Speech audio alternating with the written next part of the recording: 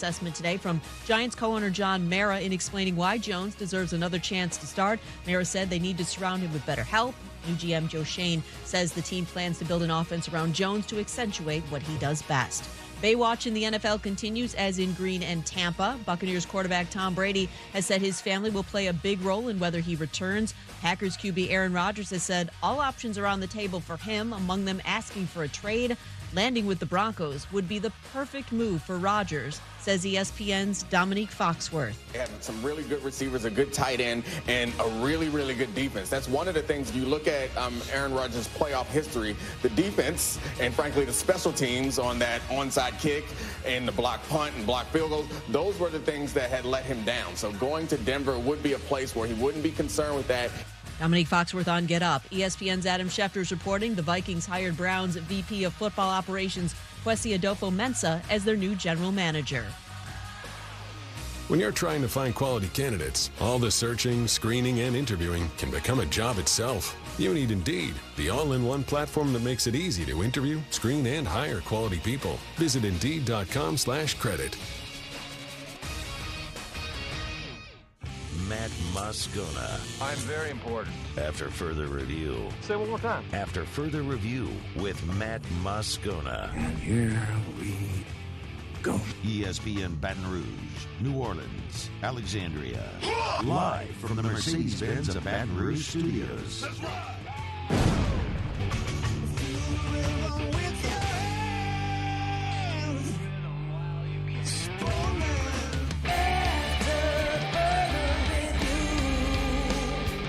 And off we go. Welcome aboard. Glad you're with us. AFR presented by Pluckers. I'm Matt. Love you, Matt.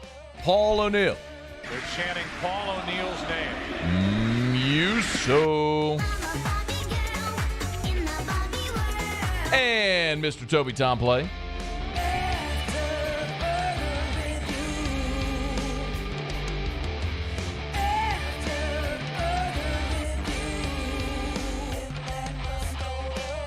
All right, we're here. Glad you are as well. Get out there, make it a good one. Oh, by the way, it's hump day.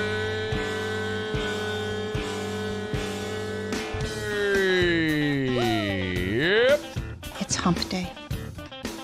No 90-minute press conference to start the show today, ladies and gentlemen. Mike. What day is it, Mike? We will, however, talk about who should replace Sean Payton. Hump day. We will preview LSU, Texas A&M, and hoops. It's hump day. Tigers are a 10-point favorite in that game. Mike. What day is it, Mike? 10. Hump day. I give it a 10. It's hump day. Hall of Fame voters are frauds. Mike. What day is it, Mike? We'll talk to one of them in 1 hour from right now. Hump day. Sean Salisbury, hour 3. It's hump day. We'll talk booze later this hour. Mike. What day is it, Mike? We got so much to do. Glad to have you aboard with us here. Let's get cranking, rocking and rolling here on a busy hump day. Thanks for being here. A ton to get to.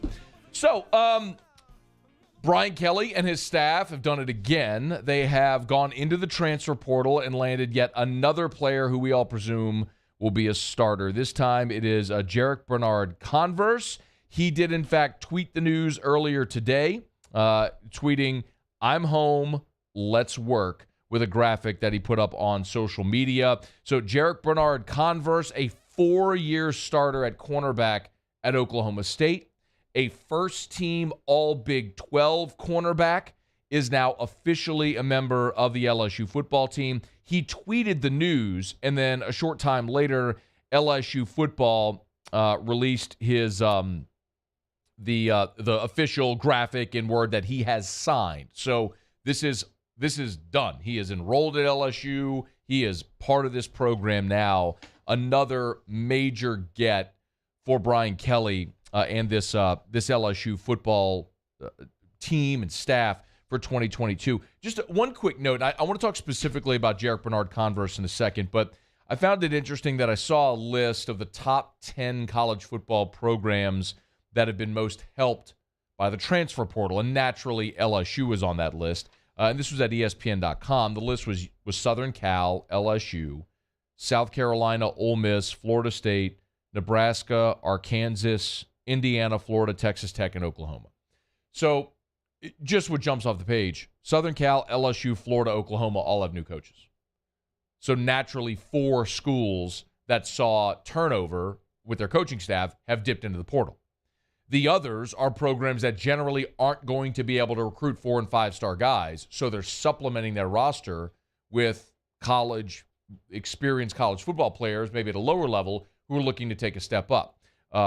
South Carolina, Ole Miss, Arkansas, Texas Tech, Nebraska. So that's kind of where LSU finds itself right now. You're not landing the big splash name. You're not landing the 5-star, the Elias Ricks. You lost Elias Ricks, obviously. You're not landing that guy, but you're landing a cumulative amount of players with major college football experience that are going to help you remake your roster. So, I mean, you kind of look at it and say, well, LSU this year is probably like an Ole Miss, a Florida State, a Nebraska. And that makes a little bit of sense as you see how the rosters piece together. But specifically with Jarrick Bernard-Converse, this is just a massive get. There's no other way to put it, because this is a guy who not only was he an all Big 12 player this year for one of the best defenses in the country there at Oklahoma State, but he's also a guy at a massive position of need. I would argue there was no greater position of need for LSU to address here in this offseason than cornerback. When you look at losing Stingley and Flott to the draft, Ricks and McLaughlin to the transfer portal, you lost your top 4 guys at that position. You lost your top 4. And then Darren Evans graduated. So you only had 2 guys. We've been over this before, but you only had 2. Demarius McGee and Radarius Jones. Demarius McGee played in 1 game, the bowl game, when you had nobody. It's the only game he's played in.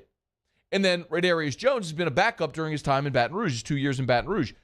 You signed LaTerrence Welsh and Jordan Allen, but essentially you're looking at a list where Radarius Jones is your most experienced cornerback. So when you look at what they've been able to do now at corner, they've added Jarrick Bernard-Converse and Mekhi Gardner from ULL. So Bernard-Converse, 47 games played in his career. 47 games started in his career. 4-year starter. First team all Big 12. 6'1", 200, long corner with tons of experience from Louisiana. Went to Evangel, was a 3-star, not highly rated, goes to Oklahoma State, starts immediately. He was a high school safety. They put him at corner, and he has flourished there. He led one of the best defenses in the Big 12 and in the country this past season with really in all of his defensive statistical categories. In 4 years, 195 tackles, 24 passes defensed, 4 sacks, 2 picks. He's going to be your starter on one side. Mekhi Gardner, 6'2", 217, another guy that was lightly recruited, goes to ULL, starts in 19 games over 2 years there in Lafayette. Now he comes in, and you've got your starting tandem.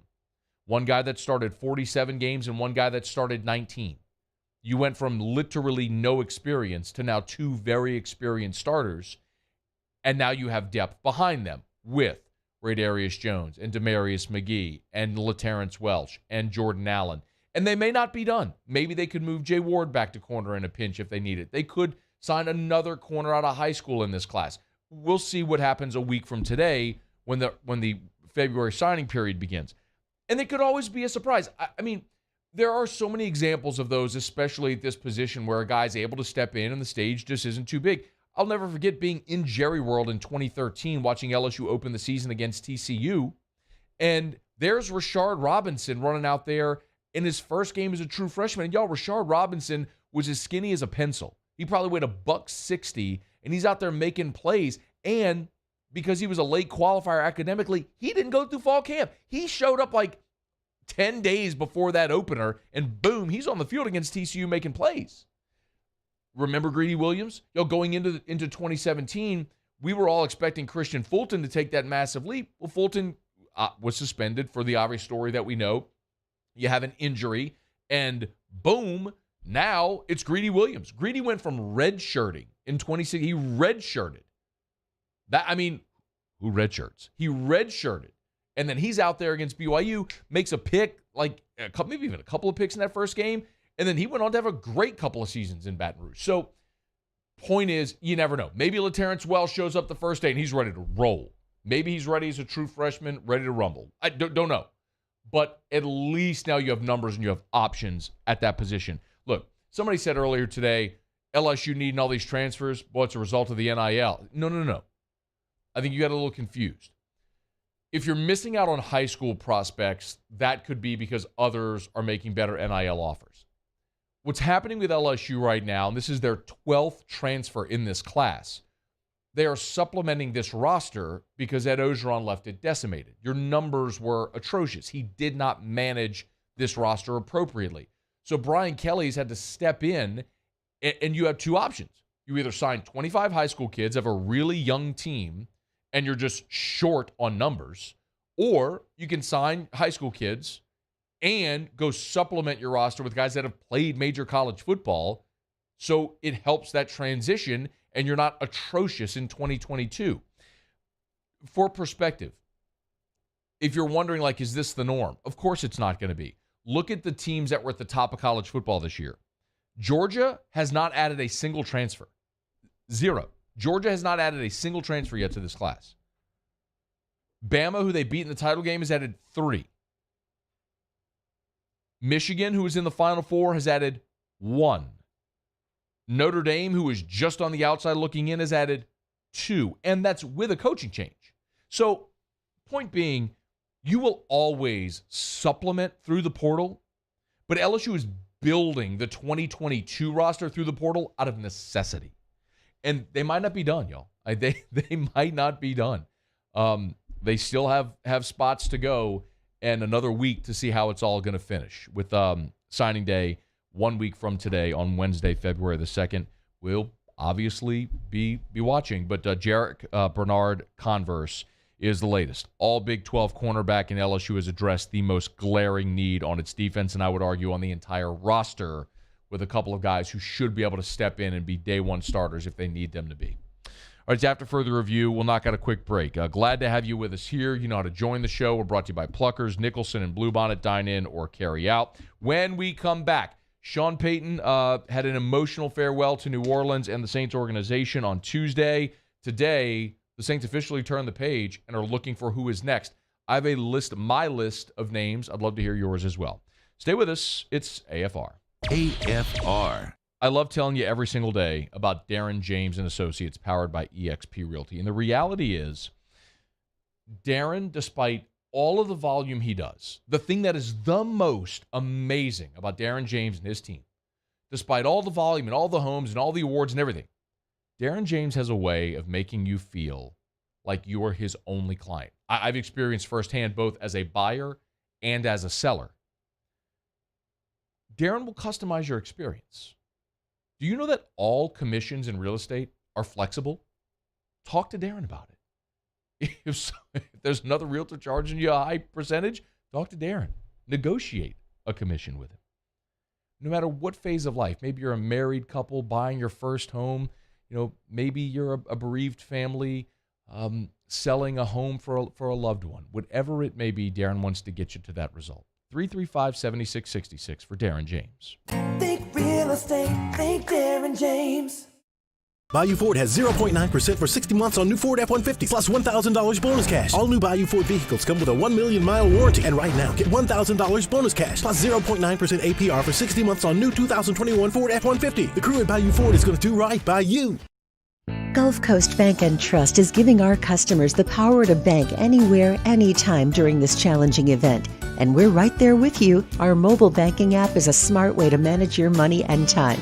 Gulf Coast Bank and Trust, the bank that cares about you. During these challenging times, we know your healthcare needs don't stop. Cancer, accidents, injuries, and heart disease are relentless. So we are relentlessly innovating to keep you safe, both virtually and in person, connecting you with providers remotely, advancing clinical spaces, providing rapid and accurate testing, social distancing, and certified cleaning protocols. We are Auctioner, and we will not slow down. Auctioner Health, innovating healthcare. There it is, the extra mile, on the border of expected and extraordinary. for those willing to go further, like vans customized for work or play, with safety and tech to keep you connected. Supported by a 5-star sales, service, and finance team, and backed by the 1-star you know. So go the extra mile. It's never crowded, because so few have what it takes to go there. Mercedes-Benz Vans. Gulf Coast Office Products is a nationally recognized Savin office equipment dealer based right here in Louisiana. Over 100 employees strong, Gulf Coast has the boots on the ground to support all vertical markets, from education, engineering, legal, and finance. With the latest in office technology, from desktop to production segment units, Gulf Coast and Savin have the perfect fit for you. Call 225-756-2644. That's 756-2644 for Gulf Coast Office Products. Are you a licensed contractor? There's lots of good contractors in Louisiana doing work the right way, but unfortunately, too many unlicensed contractors are working outside the licensing requirements. Working as a contractor in Louisiana requires a license for the company doing the work. The Louisiana State Licensing Board for Contractors wants to help you get licensed to allow you to conduct work legally. It's not difficult to get the license. We can help you. Go to lacontractor.org for more information. Licensed contractors, it's the law. At All-Star Toyota, you get it all. If you're in the market for an all-new Toyota vehicle, come see our friendly and knowledgeable sales team at All-Star Toyota. Located in Baton Rouge at the corner of Airline and Goodwood, we've been serving our community since 2005 by offering a large selection of new Toyota cars, trucks, and SUVs. Get behind the wheel of your dream car and take a test drive at All-Star Toyota today.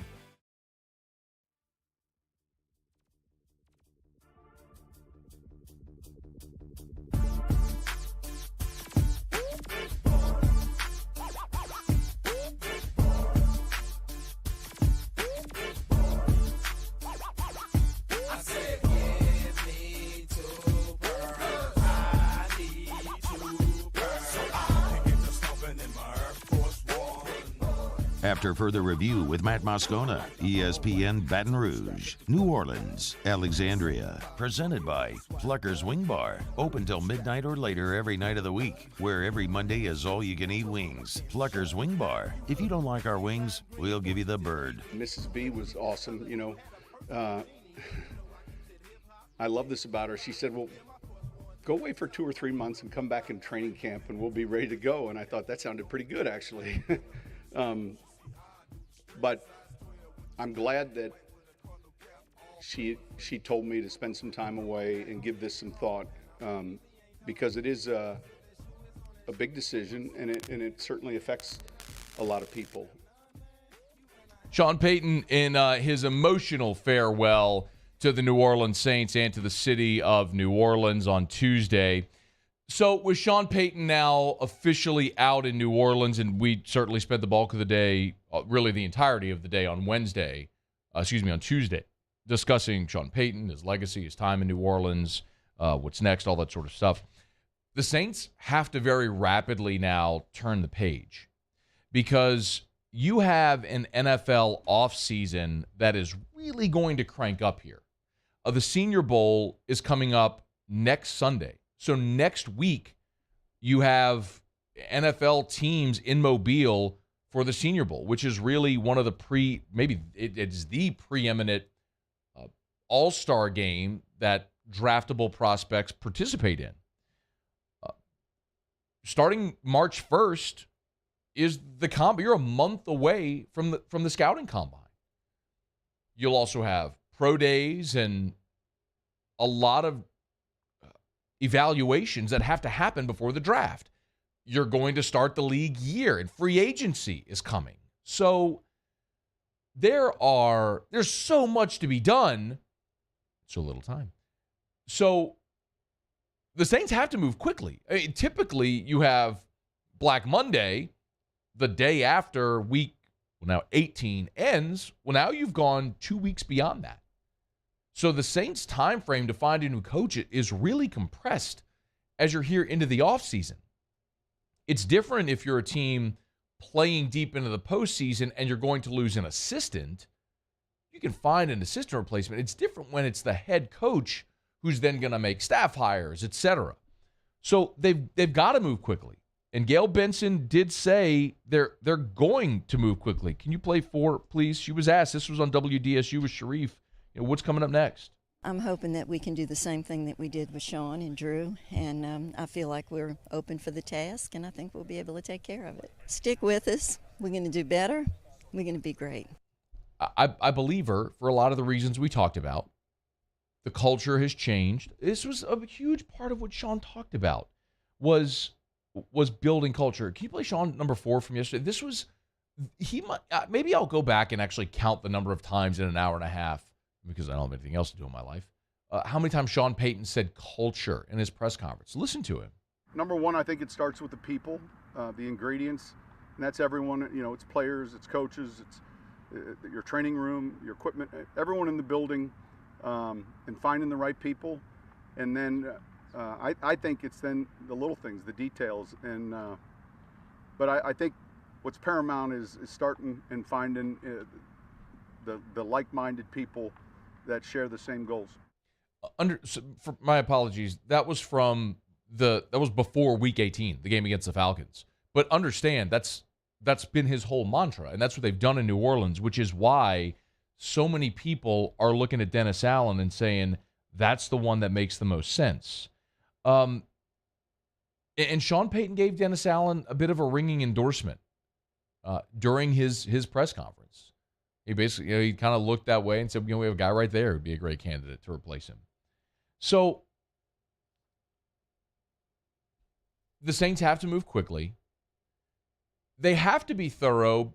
The NFL mandates it, of course. The NFL mandates you have a process. The Rooney Rule mandates that you interview a minority candidate. So all of that is going to happen, but it's got to happen quickly. And something that really will stand out to me is the question of, what exactly is Gail Benson looking for, and how desirable is the New Orleans job? So, I put together my list of candidates. Not that this is in any way official. It's just people that if it were one of these names, I would be really excited about it. And I'm sure you have yours too, and that's cool. One of the names is Brian Flores, for very obvious reasons. Brian Flores had a successful run in Miami. Did something that has literally never been done. They lost 7 in a row and won 7 in a row in the same season. But Brian Flores, I think could we all roundly agree that Brian Flores is the most attractive coaching candidate in this cycle? He's been mentioned in connection with every job. Houston wants him. Chicago wants him. Now people in New Orleans are talking about it. New Orleans, I don't think, is the best job open right now. Far from it. You do have a bad cap situation, and you have no quarterback. If you're looking as an NFL head coach, where am I going, with a chance to, as far as attractiveness of jobs, obviously you want great leadership. And the Saints have that. They've got great ownership, a great front office. That's not even debatable. But what cost Brian Flores his job in Miami is the fact that he disagreed with the front office on the plan for Tua at quarterback. So they chose the quarterback over the coach. If Brian Flores were to come to New Orleans, he would have a hand in picking the quarterback, but who would that be? Now, if you're going to tell me, hey, you have a chance to bring Deshaun Watson to New Orleans with Brian Flores, sign me up. I'm here for all of it. Give me all of that smoke. You have a franchise quarterback in his prime that could be your guy for the next decade and a superstar young head coach. I'm here for it. I just don't think that's realistic. I don't think the Saints have the assets to trade for certainly don't have the draft assets to trade for Deshaun Watson when you're picking that low in the draft, when you're picking 18th, and then presumably you'd win and your future picks would be even worse than that. And you could send players, and I'd be okay with that in exchange for a quarterback. I just don't think New Orleans is the top job right now on the market. So if the Saints could get Brian Flores, great. I don't know that that's realistic. So I start to look at other names. The most obvious we talked about is Dennis Allen. Dennis Allen has been a head coach before. He was in a disastrous situation with the Raiders. 2 stints in New Orleans under Sean Payton, most recently here since 2015, where he came in. He took over for Rob Ryan as defensive coordinator, and every year the Saints defense gotten better to the point where the defense has outperformed the offense the last 2 years. They are a top 10 defense in basically every statistical category in the NFL. They're one of the best defenses in the league. And we also saw it this year in Tampa when Sean Payton was out with COVID that Dennis Allen was the head coach when they went down to Tampa and beat Tom Brady and the Bucs 9-0. So, listen, that's not the formula I'd like to see the Saints replicate, because I don't think that's able to be replicated to winning a championship. This isn't the 2000 Baltimore Ravens or the 1985 Bears, but I do think that Dennis Allen, in a second go-round as a head coach in a very stable situation with a roster that knows him, a defense that he's coached, maybe you elevate Chris Richard to defensive coordinator. Pete Carmichael could stay on as OC. You have so much of the alignment that Sean Payton discussed, from Mrs. Benson and Dennis Lauscha to Mickey Loomis, then to Dennis Allen, and if it were Richard up to defensive coordinator, or Ryan Nielsen to defensive coordinator, and Pete Carmichael as OC. You keep so much of the alignment that's already there. That is a very obvious choice. If they are going to look outside of the building, Eric Bieniemy is the name that's probably coming up, aside from Flores, the most commonly. Eric Bieniemy he's a New Orleans native, although he did attend high school in California. He's got played college and professional football, and he's one that, for me, has been a head-scratcher. Because the only team in the NFL that's won more games than the Saints over the last 5 years is the Kansas City Chiefs, and he's the offensive coordinator there. And he, alongside Andy Reid, have built one of arguably the most explosive offense today in the NFL. Creative, fun. Yes, Patrick Mahomes is a huge part of that, but can you cut and paste somewhere else? Maybe. He's interviewed for head coaching jobs.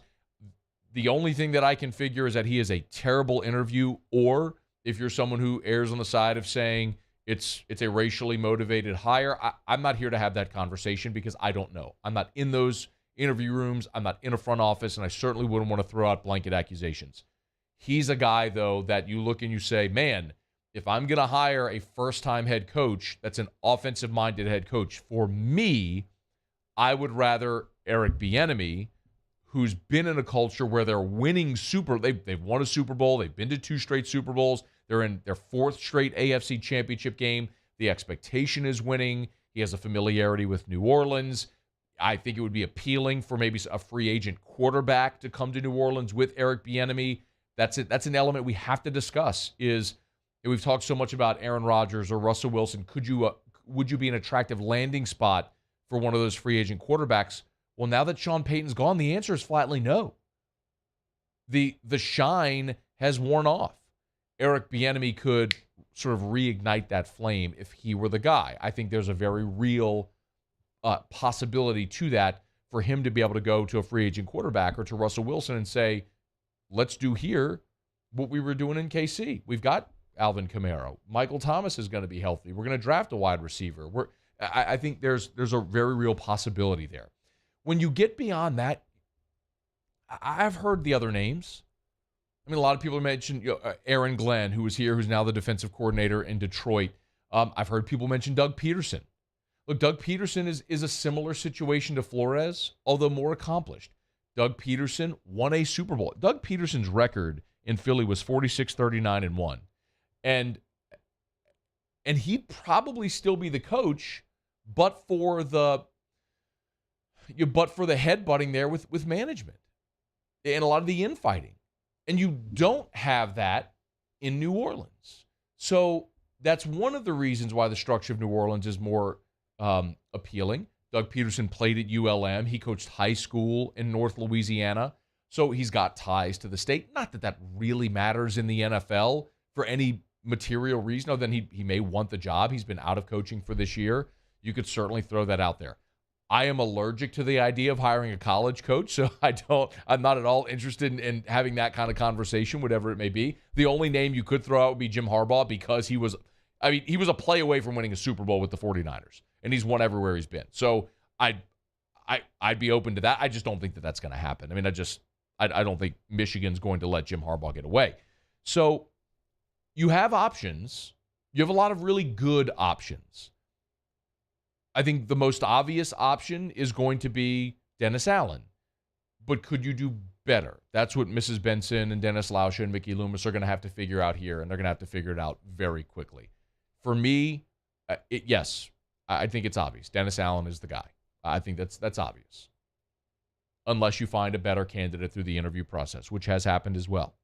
But I do think that there are a number of candidates that would make sense, that could have success in New Orleans, and they got to find it quickly because the time to build the 2022 Saints roster is now. The Saints are doing something they haven't had to do in 16 years. That search for a new head coach, and it begins today. Okay, it's after further review. We'll go around the SEC when we come back. Let me know if you have a preference. Maybe, Muse, let's make that the poll question. Who would you like to be the Saints head coach? Who would be your choice for Saints head coach? And you can list several of those guys that we mentioned. If there's an option for other, you could do that too. All right, it's after further review. We'll knock out a quick break, come back, go around the SEC Bourbon Dictionary with Taylor Calandro in about 15 minutes from right now. And Hall of Fame voters, they snub all the steroid guys again. We'll talk to one of the voters coming up in about 30 minutes. Stay here. It's AFR. AFR. Hump Day Show is brought to you by Pluckers. I got great news. You know LSU plays basketball tonight against Texas A&M, 8 o'clock. It's a late tip. So I got great news. Great news. Get to Pluckers. Go to Pluckers just south of campus. Eat dinner before you go to the Maravich Center. Or game ends about 10 shortly thereafter. Go to Pluckers for a late dinner. They're open till midnight or later every night of the week. Or if you need a place to watch the game, if you're not going to the PMAC, get by Pluckers. Nicholson or Bluebonnet. Remember, our buddy Hunt Palmer will have sports trivia at 8:30. So you can get by Pluckers. Maybe show up a little before tip. Eat some wings. Get that first beer. Watch the first 30 minutes of the game or so. Hunt will fire up sports trivia. So while you're watching the Tigers beat the Aggies, you can also win Pluckers gift cards. Test your sports knowledge. Eat wings. Drink beer. Whether it's a Tiger game day or any day, it's always an awesome time to get by Pluckers. Dine in or carry out Pluckers. You don't like our wings. We'll give you the bird. At All-Star Toyota, you get it all. If you're in the market for an all-new Toyota vehicle, come see our friendly and knowledgeable sales team at All-Star Toyota. Located in Baton Rouge at the corner of Airline and Goodwood, we've been serving our community since 2005 by offering a large selection of new Toyota cars, trucks, and SUVs. Get behind the wheel of your dream car and take a test drive at All-Star Toyota today. Our topic today is about savings. What is savings? Hancock Whitney isn't just a bank for our clients. We're investing in our hometowns, making life better for everyone. So keep dreaming. We've got your back. To the heroes who are working tirelessly to care for our communities, we thank you. We will never forget the countless hours you dedicated on the front lines, choosing to risk your own health to fight for our friends, neighbors, and family members. I mean, you guys are out on the front lines fighting it. We are grateful for your heroic acts and unwavering spirit. Together, we are overcoming this adversity and make our state healthier and more vibrant again. Ochsner Health. Eli's always been into grilling. It took us a while to see it, but the signs were there. What are you doing, Eli? I knew grilling was my thing. I have been talking about it throughout my career. Happy with the results? I am. Got the new grill from barbecueguys.com. It performed great. My advice, as I always told my boys, do more of what you're born to do. Barbecue Guys, for those who were born to grill. You want cheese on your burger, Pops? I'll take a little cheese. Service Master Elite create clean, disinfected work environments. As a local business, we take pride in serving the New Orleans and Baton Rouge areas. Our cleaning protocols follow CDC and OSHA standards for healthcare settings, offices, senior living, restaurants, and industrial plants. Contact Service Master Elite to get your operation ready for reopening with germ disinfection cleaning. Service Master Elite, the trusted choice in professional cleaning since 1996. Yo, Jake here from Patient Plus Urgent Care Clinic, reminding you they now have 8 convenient locations across the Baton Rouge area, open from 9 a.m. until 9 p.m. And if you're looking for that COVID test for holiday travel, or you have a holiday event coming up, they're the place for you, as well as a flu shot. It's starting to creep up here during flu season, so if you need that shot, make sure you get that. They now have some available through December. You can find more information on their website, patientplusuc.com. That's Patient Plus Urgent Care Clinic. Get in and get better.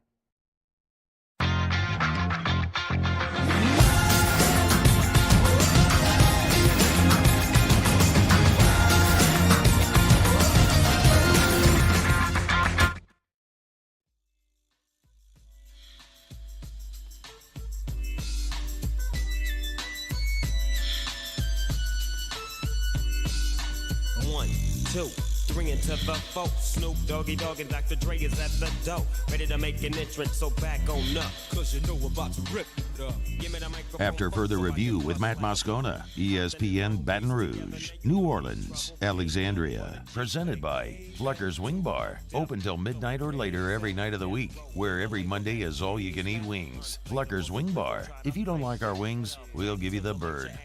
Tiger basketball tonight, 8 p.m. against Texas A&M. We will preview that game in about 45 minutes from right now. Let you hear a lot of what Will Wade had to say yesterday. Not too optimistic on Xavier Pinson. Darius Days, about a 50-50 shot of playing in the ball game tonight. Still, Tigers are a 10-point favorite in this game.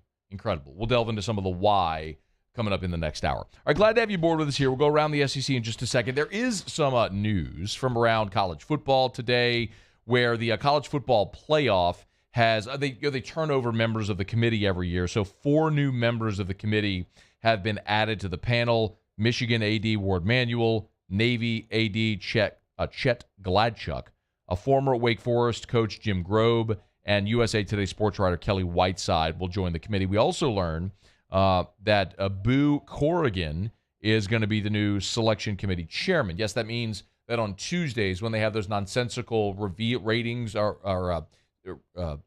rankings reveal shows, and then they have the guy or the man or the woman who's the committee chairman do the interview with Reese Davis, where we all laugh at their nonsensical logic.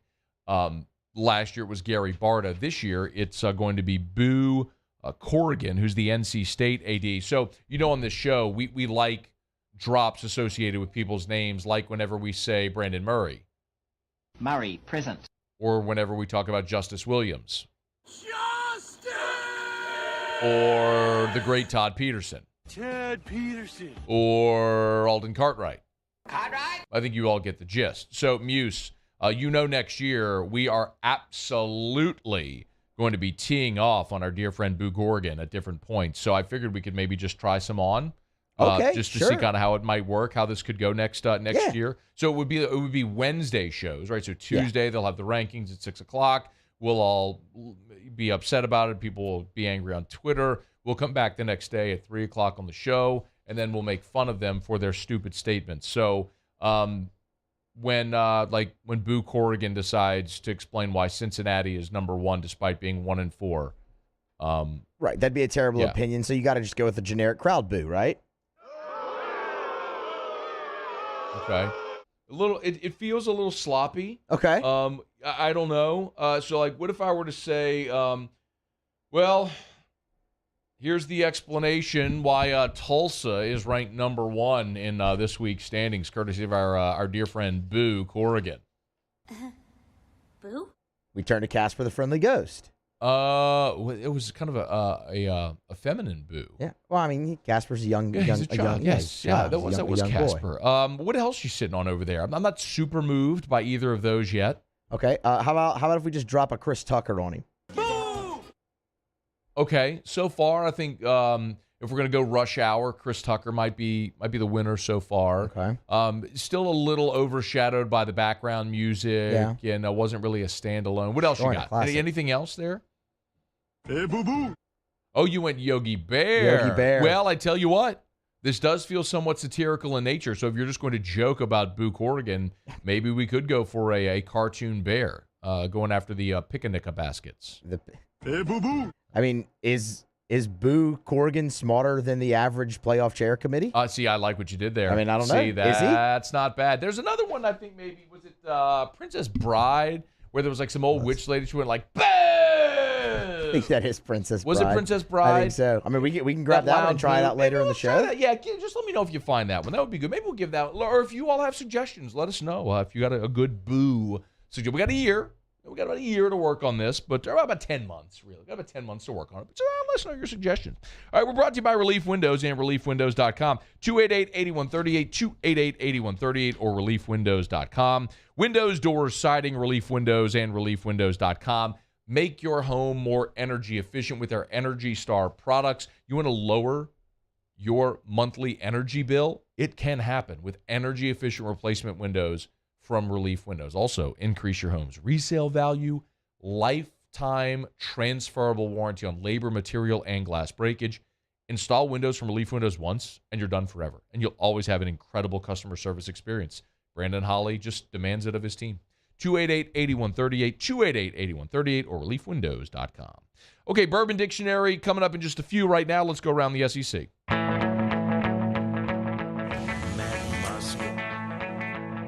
Nope, not that one. Around the SEC, presented by Gulf Coast Office Products. That's Excellence in Imaging Solution. The Arkansas Razorbacks. Arkansas is expected to hire Marshall cornerbacks coach Dominique Brown. This coming a day after Sam Carter left to become the Ole Miss cornerbacks coach. Bowman spent 1 year at Marshall after serving as co-defensive coordinator at UT Martin. Also, at one point, was at Arkansas Monticello back in 2016. The Alabama Crimson Tide. The 13th member of the Alabama football team has entered the transfer portal.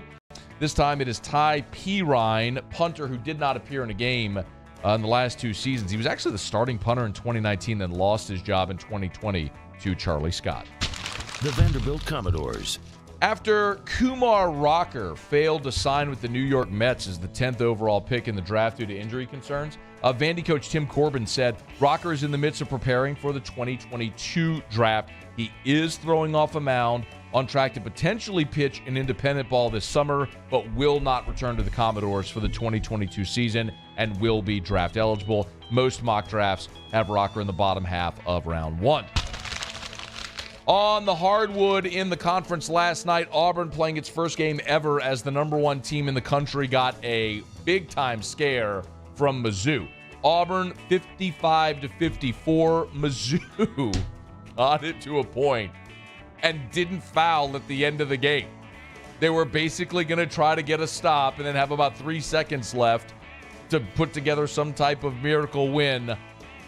Conzo Martin needs to be fired immediately, but Auburn managed to hang on. Kentucky, the same. They went into overtime at Rupp Arena, but Kentucky does manage to stave off the upset bid from Mississippi State. So the Wildcats moved to 6-2 in the conference. Mississippi State falls to 4-3. And then more wackadoo behavior in the conference last night as Alabama went to Athens, Georgia, and took on the doormat, the armpit, the butt crack of SEC basketball, the Georgia Bulldogs this year, but they're the football natty champs, so they don't care at all. But they're 6-14, 0-6 in the conference. Georgia is now 1-6 in the conference because Georgia beat Alabama. The Georgia Bulldogs. What are you doing, Alabama? I mean, don't get me wrong, I'm thrilled. I'm thrilled that Alabama had to wear that one. But what are you doing? There you have it. That is Around the SEC. Presented by Gulf Coast Office Products. Shout out to our guy Trey Beal, Gulf Coast Office Products. Hey, remember, Courtside for Charity, the final game we're drawing for is February the 8th against the Rockets. We are going to draw on the 7th. So buy your tickets at 1045ESPN.com. $20 a chance, and all the proceeds go to benefit 4 great charities. They'll be divided evenly. We've already given away 3 games, 1 more to go. Courtside for Charity, 1045ESPN.com. Buy your raffle ticket. You could be sitting on the floor for the Pels Rockets February the 8th, 1045ESPN.com.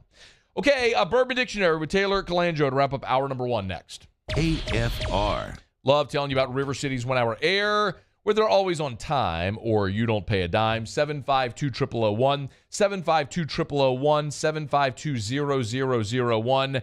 Yes, they're always on time or you don't pay a dime. They're always going to give you great customer service. I love reading reviews. This one came in via Google. It said, I've always had excellent service from 1 hour, and I've used them for years in 3 different residences. Scooter was able to solve a problem today by accessing the attic and finding a very simple solution. We appreciate Scooter and 1 hour. No matter who the technician is or what your issue may be, River City's 1 Hour Air is going to find the problem. They're going to fix it. They're going to do it at the most efficient, affordable way possible, and they're going to do it right the first time. It's River City's 1 Hour Air. Mention the Moscona special. They'll always knock $25 off any system repair. River City's 1 Hour Air. 752-0001. 752-0001. Gulf Coast Office Products is a nationally recognized Savin office equipment dealer based right here in Louisiana. Over 100 employees strong, Gulf Coast has the boots on the ground to support all vertical markets, from education, engineering, legal, and finance. With the latest in office technology, from desktop to production segment units, Gulf Coast and Savin have the perfect fit for you. Call 225-756-2644. That's 756-2644 for Gulf Coast Office Products. I've been doing business with Luba for 25 years. They're dependable, trustworthy. It's just the attention to detail with our clients. Our folks have years and years of experience. They're highly trained professionals. But many companies have that asset. What I'd like to think makes Luba a bit different is that we use those talents in a way that truly is dedicated to serving the needs of the folks who depend on us. Bayou Ford has 0.9% for 60 months on new Ford F-150 plus $1,000 bonus cash. All new Bayou Ford vehicles come with a 1 million mile warranty. And right now, get $1,000 bonus cash plus 0.9% APR for 60 months on new 2021 Ford F-150. The crew at Bayou Ford is going to do right by you.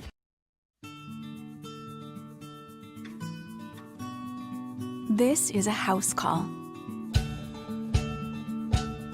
This is a follow-up appointment. This is a diabetes checkup. This isn't just more convenient care, it's more advanced care. This is innovating healthcare at Louisiana's #1 hospital, Ochsner.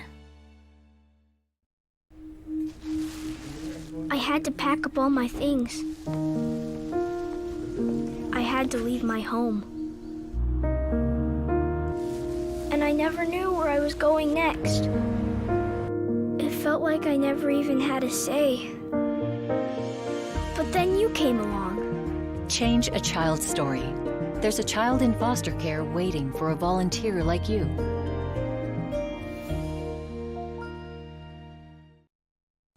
At All-Star Toyota, you get it all. If you're in the market for an all-new Toyota vehicle, come see our friendly and knowledgeable sales team at All-Star Toyota. Located in Baton Rouge at the corner of Airline and Goodwood, we've been serving our community since 2005 by offering a large selection of new Toyota cars, trucks, and SUVs. Get behind the wheel of your dream car and take a test drive at All-Star Toyota today.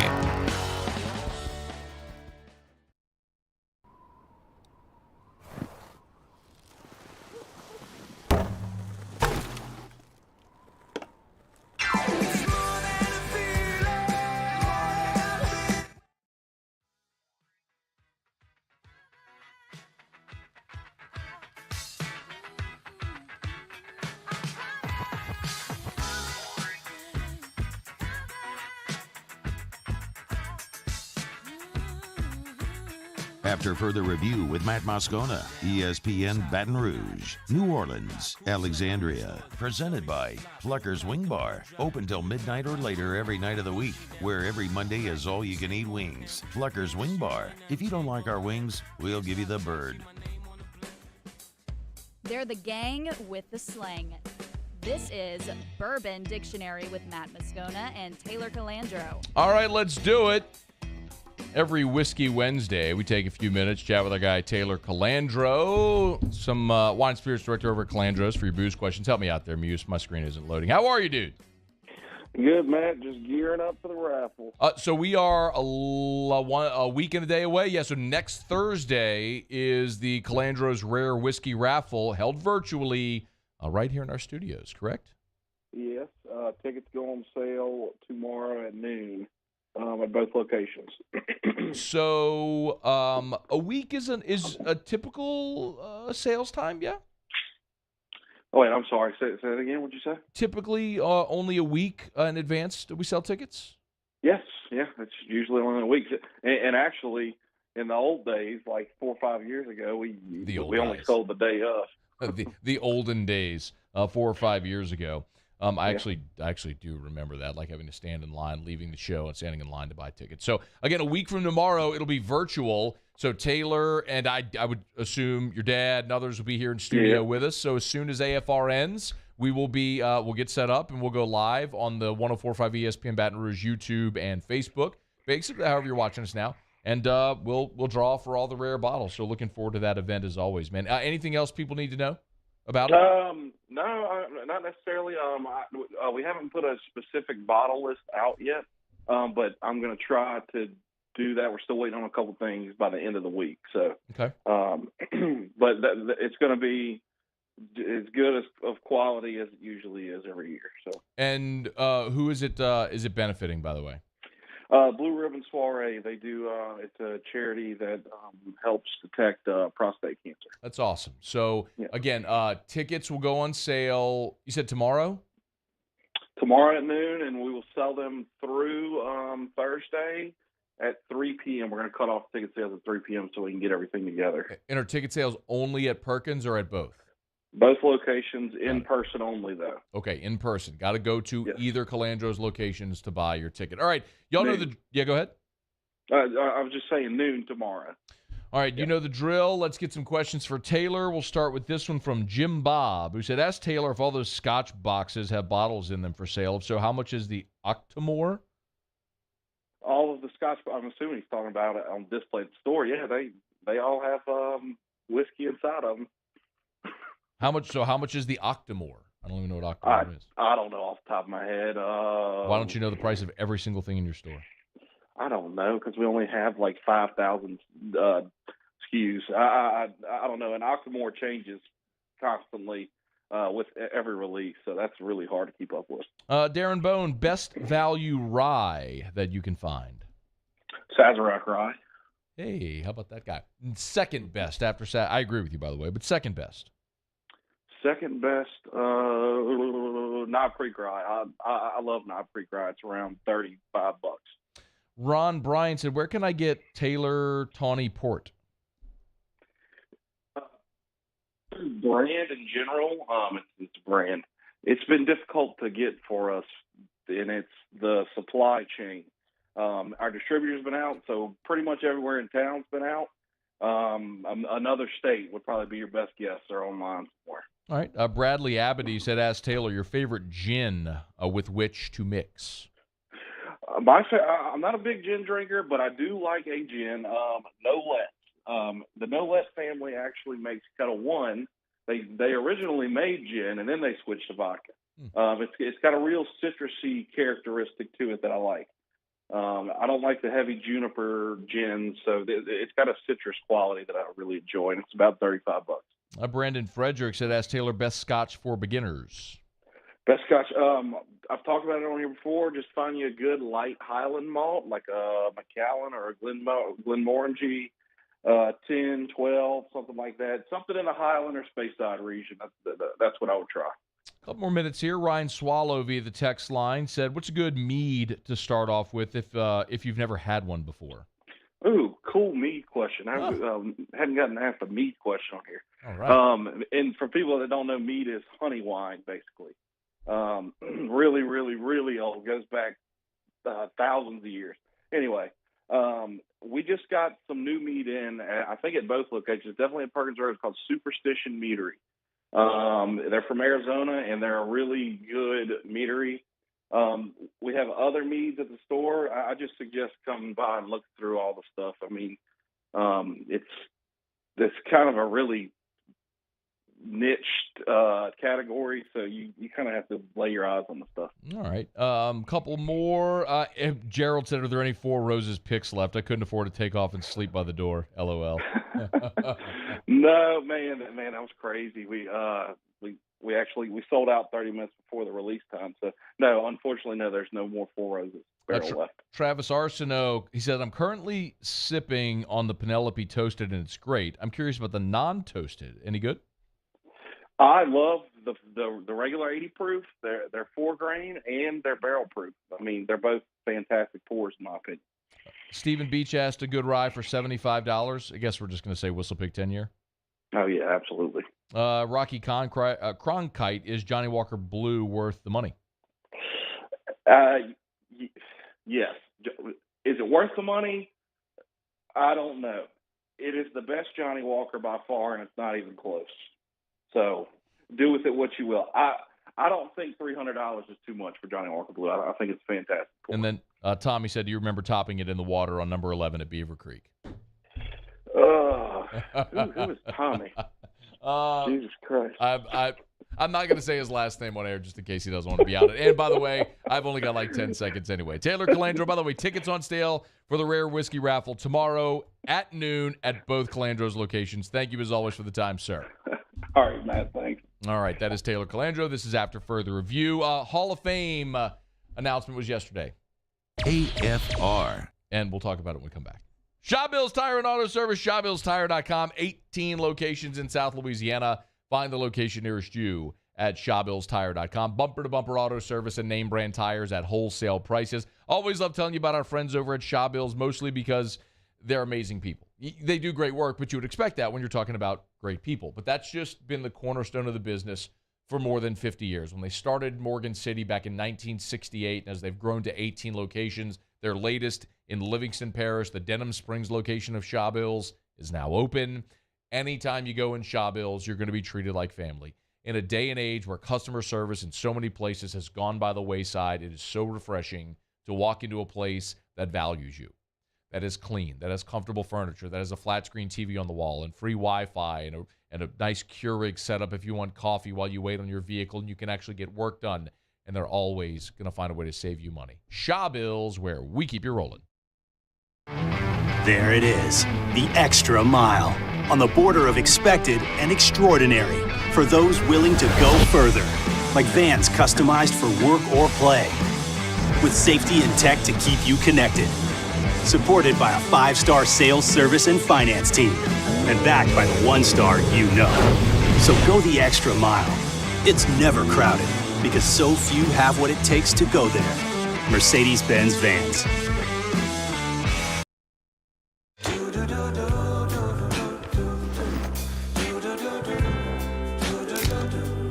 I've got that blue sky. I've got that sunshine.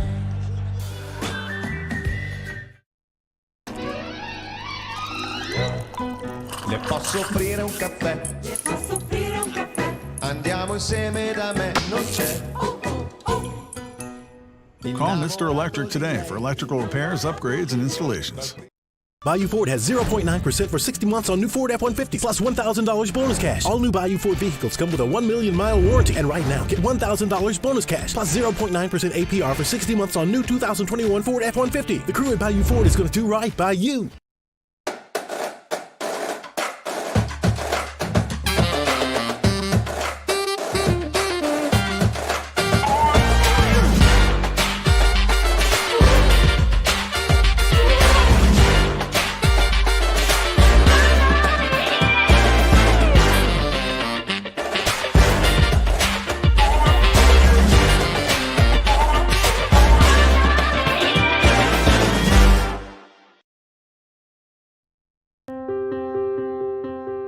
This isn't just another day, it's so much more. Kelly's life was put on hold when her auctioneer primary care doctor discovered a rare blood disorder. Her doctor connected her to an auctioneer care team of cancer, heart, and kidney specialists. With multiple primary care locations around Baton Rouge, same-day appointments, and online scheduling, we're relentless about keeping you healthy. Auctioneer Baton Rouge, innovating healthcare for Kelly. I've been doing business with Luba for 25 years. They're dependable, trustworthy. It's just the attention to detail with our clients. Our folks have years and years of experience. They're highly trained professionals. But many companies have that asset. What I'd like to think makes Luba a bit different is that we use those talents in a way that truly is dedicated to serving the needs of the folks who depend on us. Gulf Coast Bank and Trust is giving our customers the power to bank anywhere, anytime during this challenging event. And we're right there with you. Our mobile banking app is a smart way to manage your money and time. Gulf Coast Bank and Trust, the bank that cares about you.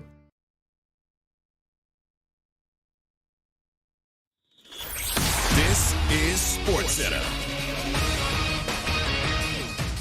I'm Christine Lisi. As Giants quarterback Daniel Jones gets ready to enter a make-or-break season, new GM Joe Schoen said at today's introductory news conference they'll build an offense around him to accentuate what he does best. Another priority is fixing the offensive line in front of Jones. Co-owner John Mara told reporters the team needs to surround Jones with better help.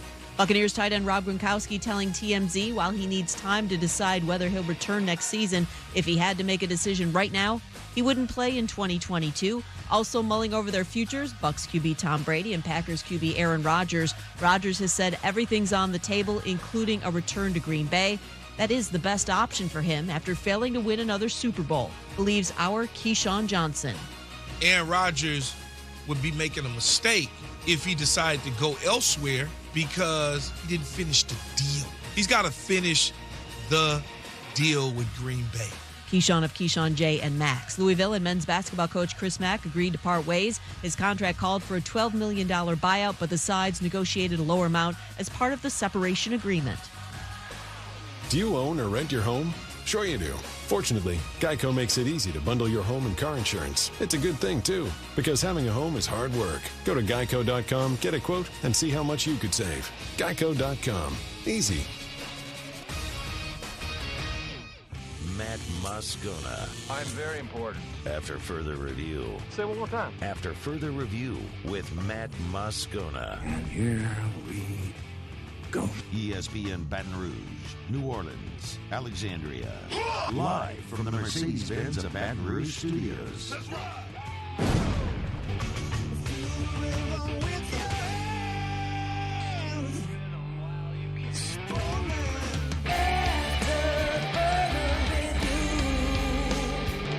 Hour 2, off we go. Welcome aboard. Glad you're with us. AFR presented by Pluckers. I'm Matt.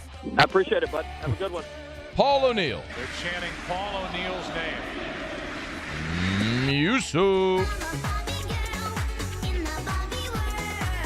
And Mr. Toby Tomplay.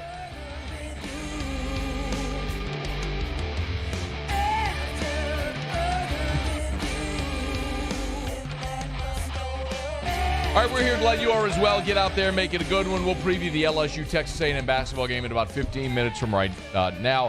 Baseball Hall of Fame voting, the results yesterday. Big Papi is a Hall of Famer. Bonds, Clemens, the like, all shut out. Figured let's talk to a Hall of Fame voter. Gordon Whittmeyer is good enough to join us, Cubs insider for NBC Sports Chicago. 13 years on the beat for the Cubs there at Chicago Sun-Times and joins us now. Gordon, thanks for a couple of minutes, man. How are you? Hey, I'm doing well. Thanks for having me on. Our pleasure. First and foremost, are you a masochist? Because everybody just crushes Hall of Fame voters all the time. Why would you want to do this job? Man, my wife said, "You going on to get crushed on this? Or are they going to just abuse you?" I said, "I'm waiting for it, man. Just bring it." No, but seriously, could you? Because most people, isn't this interesting though? Baseball Hall of Fame voting gets more attention than really any other sport. And I would assume it's because of this whole era. But if you would just give us some context behind what the process is like for you as a voter, considering everything you have to consider. Dude, I've voted for the Hall of Fame for about 15 years now, and it's gotten the first maybe 5 years were just kind of. Well, more fun. I mean, it's always a privilege. You take it really seriously, and you break down everything there is to break down. But the steroid era, when the Bonzes and the Clemens and the Sosas came on, Palmeiros came on the ballot, you got to make a call on that. And in some cases, it's an individual case, right? Some guys got busted during the publicized era of PED stuff. Some guys are Mitchell Report guys, and you draw your individual conclusions. Like, for instance, Mark McGwire was on the ballot the first year I voted. I could make a case against Mark McGwire regardless of PEDs. Never the best player on his team. Yes, he hit 500 and something home runs, almost 600, but in an era of unprecedented home runs for whatever the reason. So that all by itself maybe isn't the criteria it used to be. Defensively, not a premier position, not a premier player. Roger Maris isn't in the Hall of Fame, and Roger Maris was a much better player. I mean, I could go down the list, so I could make that case independent, but it got more complicated and it got more controversial. I mean, guys used to be on the ballot for 15 years. Now they're on the ballot for 10 years, and part of that was because this backlog built up, and the Hall of Fame decided to make this change so that this massive amount of backlog of otherwise superstar players that were associated with PEDs would cycle off the ballot if they weren't going to get voted in. So it's become complicated. It's become, in an age of social media, people just are all over you. I mean, you're not going to please everybody. But I will say this. You can criticize us all you want, and maybe we deserve it. Good luck coming up with another voting pool that's going to be what you want, right? And isn't that at the end of the day what criticism's all about? I mean, the Veterans Committee hasn't put in any more players than the writers have. They don't want PED guys in either, at least the old school living Hall of Famers. So that's where we stand. Do y'all do you have criteria set forth by the Baseball Hall of Fame when you vote? It's one paragraph, and it talks about what. Let me see if I've got it right here. I think I have it here at my fingertips.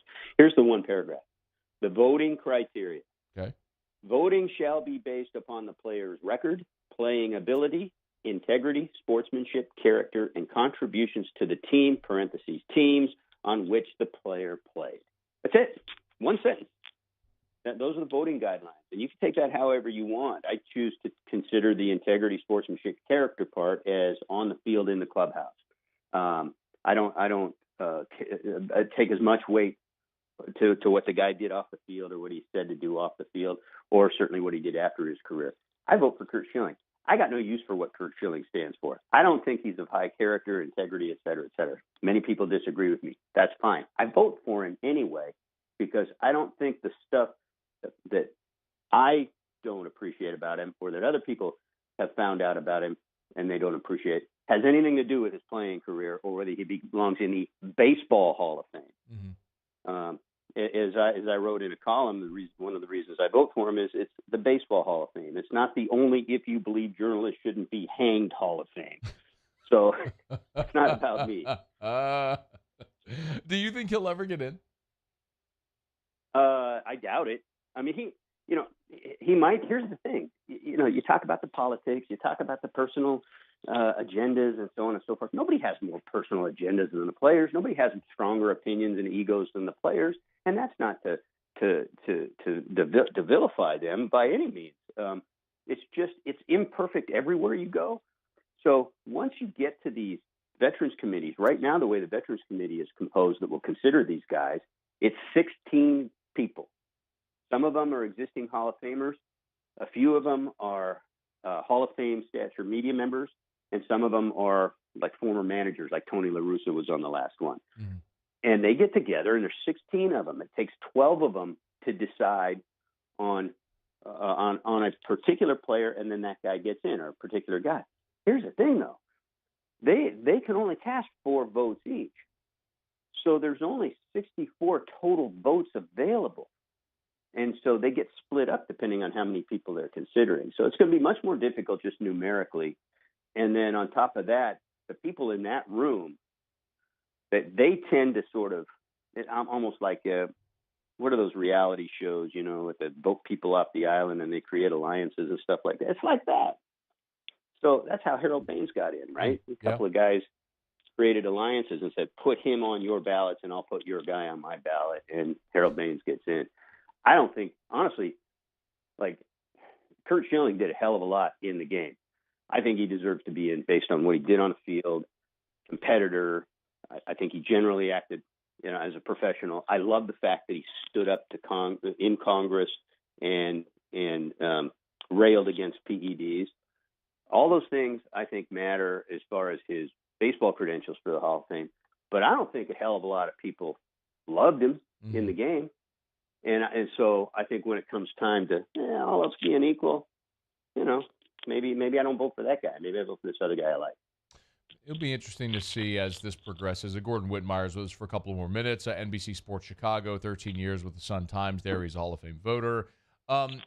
We have noticed, though, a bit of a shift, haven't we, in the cumulative number of people that shrug their shoulders and say, well, everybody was doing it at the time. So you're starting to see guys like Bonds or Clemens, obviously their time is up, but get more votes. Do you see a time where maybe an A-Rod, who's now eligible, before it's all said and done, does get elected? Yeah, so I think you're right. Look, I didn't say this before. I don't vote for the PED guys because I do think that's a character and integrity issue from the time they played in the game. That's cheating within the game. And so I don't vote for them. So I've never voted for Bonds or Clemens or Sosa, for instance. Mm-hmm. But an increasing number of people have. And what we found in the trends of the voting over the last 10 years was just a lot of the younger voters as they get their first chance to vote on the ballot.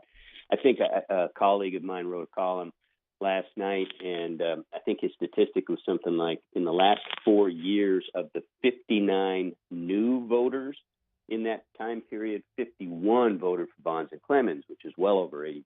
Mm. So you can see where the trend might have gone if they'd had, say, 5, certainly 10 more years on the ballot. I do think this. With time comes sort of a softening of some of the vividness of the memories and maybe even a tolerance for what in the moment some of us don't have as much tolerance for. And I don't necessarily believe it's right, but I do think that over time I think they'll get in. I think Bonds and Clemens will get in at some point. Hank Aaron was against those guys getting in, or at least getting in without an asterisk. Joe Morgan wrote a letter to the baseball writers, I think it was Baseball Writers, Baseball Hall of Fame, suggesting the PED guys not be allowed or not be voted for. The old school Hall of Fame guys don't have many of them don't have a lot of use for those guys to earn that honor. But those guys, the two guys I just mentioned, have both died in the last couple of years. And that's what's going to happen over time, because the Veterans Committee option is out there in perpetuity. So that's forever. They'll cycle, even if they don't get in December, the next time the Veterans Committee meets, the time after that, in a few years that it meets, they'll get another shot, and so on and so on and so on. So I think there will come a time when they do get in.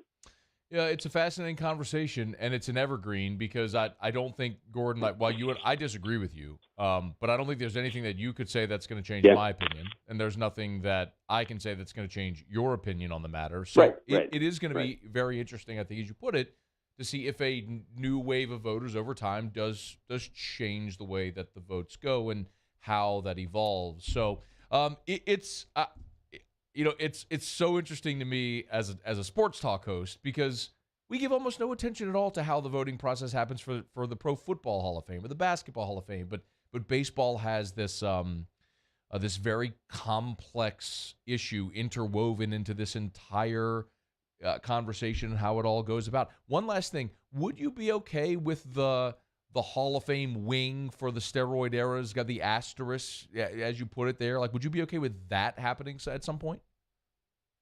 If the Hall of Fame wants to do it, look, I've said this over and over again, but the Hall of Fame entrusts the writers with the first round of voting. If they want to, if they don't like how it's turning out and they want somebody else, I'm not going to complain. I'll gladly hand over the vote, give it to somebody else. The Hall of Fame has said year after year after year, decade after decade, they appreciate the job that we do and the approach, by and large, that writers take. So, these are individual votes. You talk about asterisks and things like that.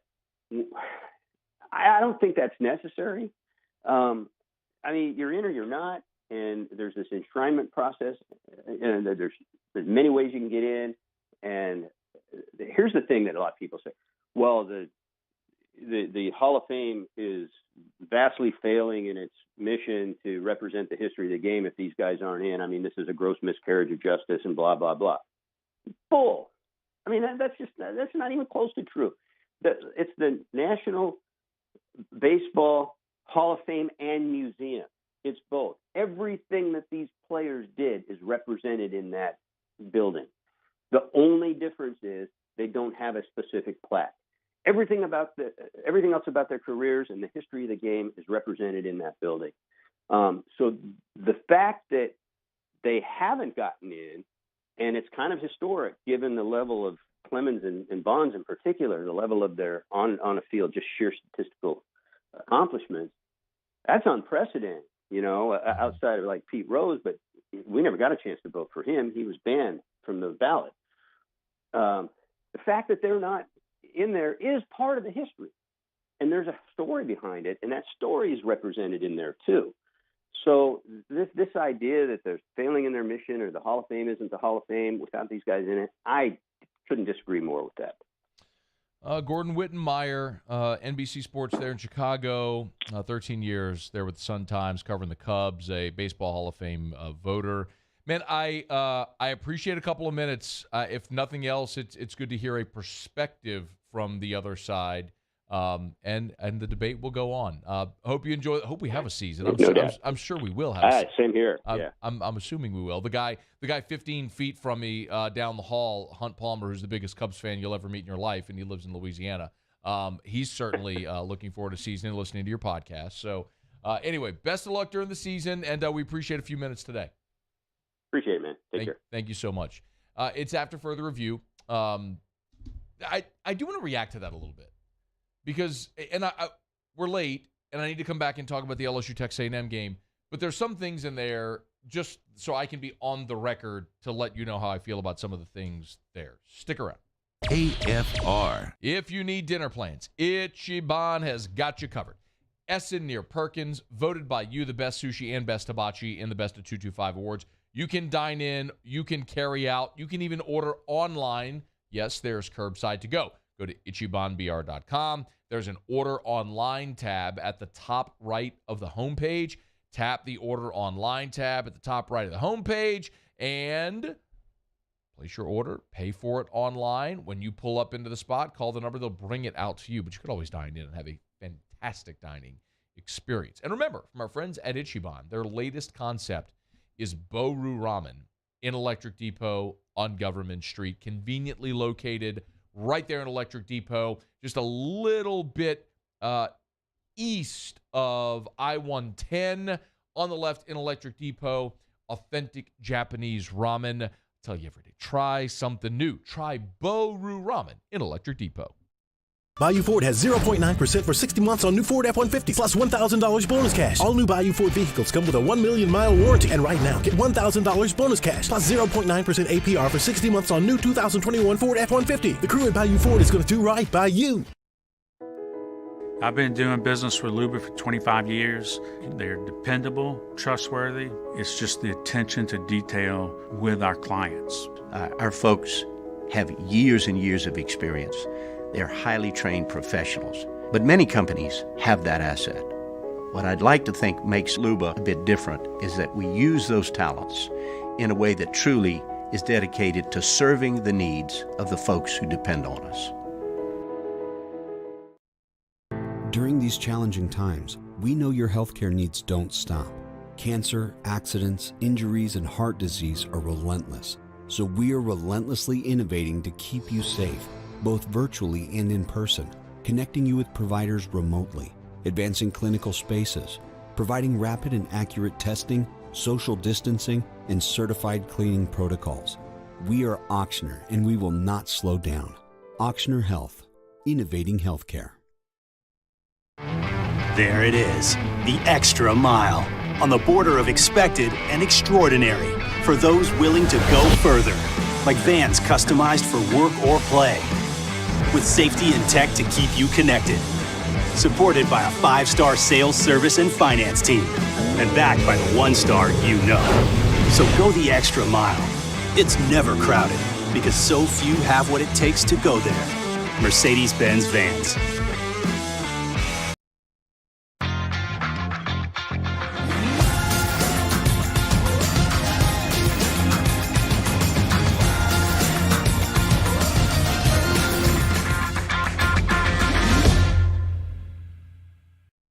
Are you a licensed contractor? There's lots of good contractors in Louisiana doing work the right way, but unfortunately, too many unlicensed contractors are working outside the licensing requirements. Working as a contractor in Louisiana requires a license for the company doing the work.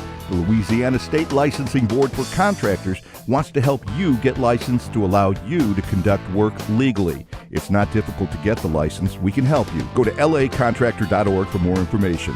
Licensed contractors, it's the law.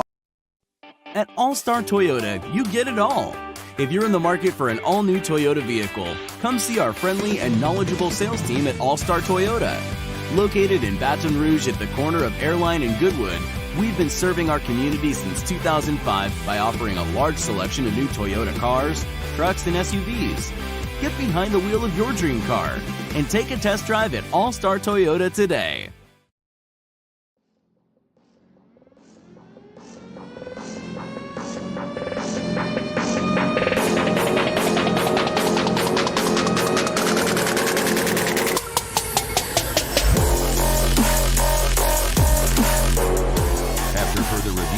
Moscona, ESPN Baton Rouge, New Orleans, Alexandria.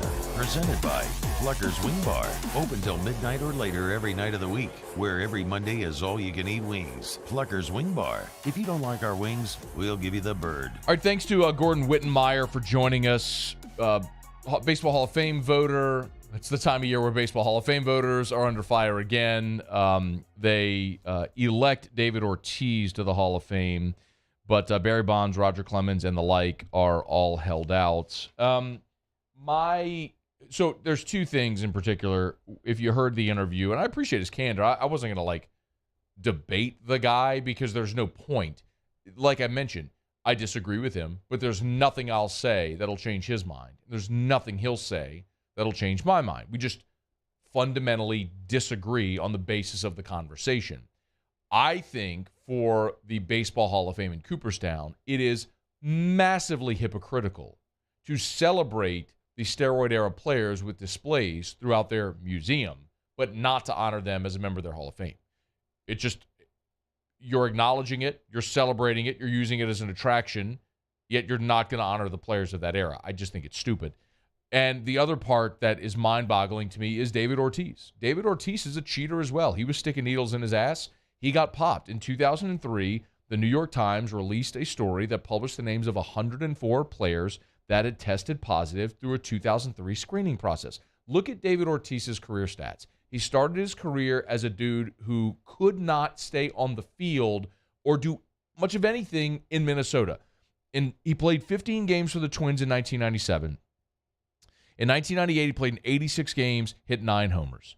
A year later, played in just 10 games, did not get a hit. 2000, played in 130 games, batted .282, only 10 homers.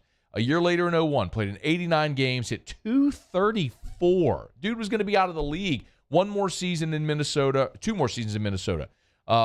hit .234 in 01, then he hit .272 in 2002, his last year in Minnesota, with 20 homers. Again, so his last year in Minnesota, he hit .272 and had 20 homers, which at that point was a career high.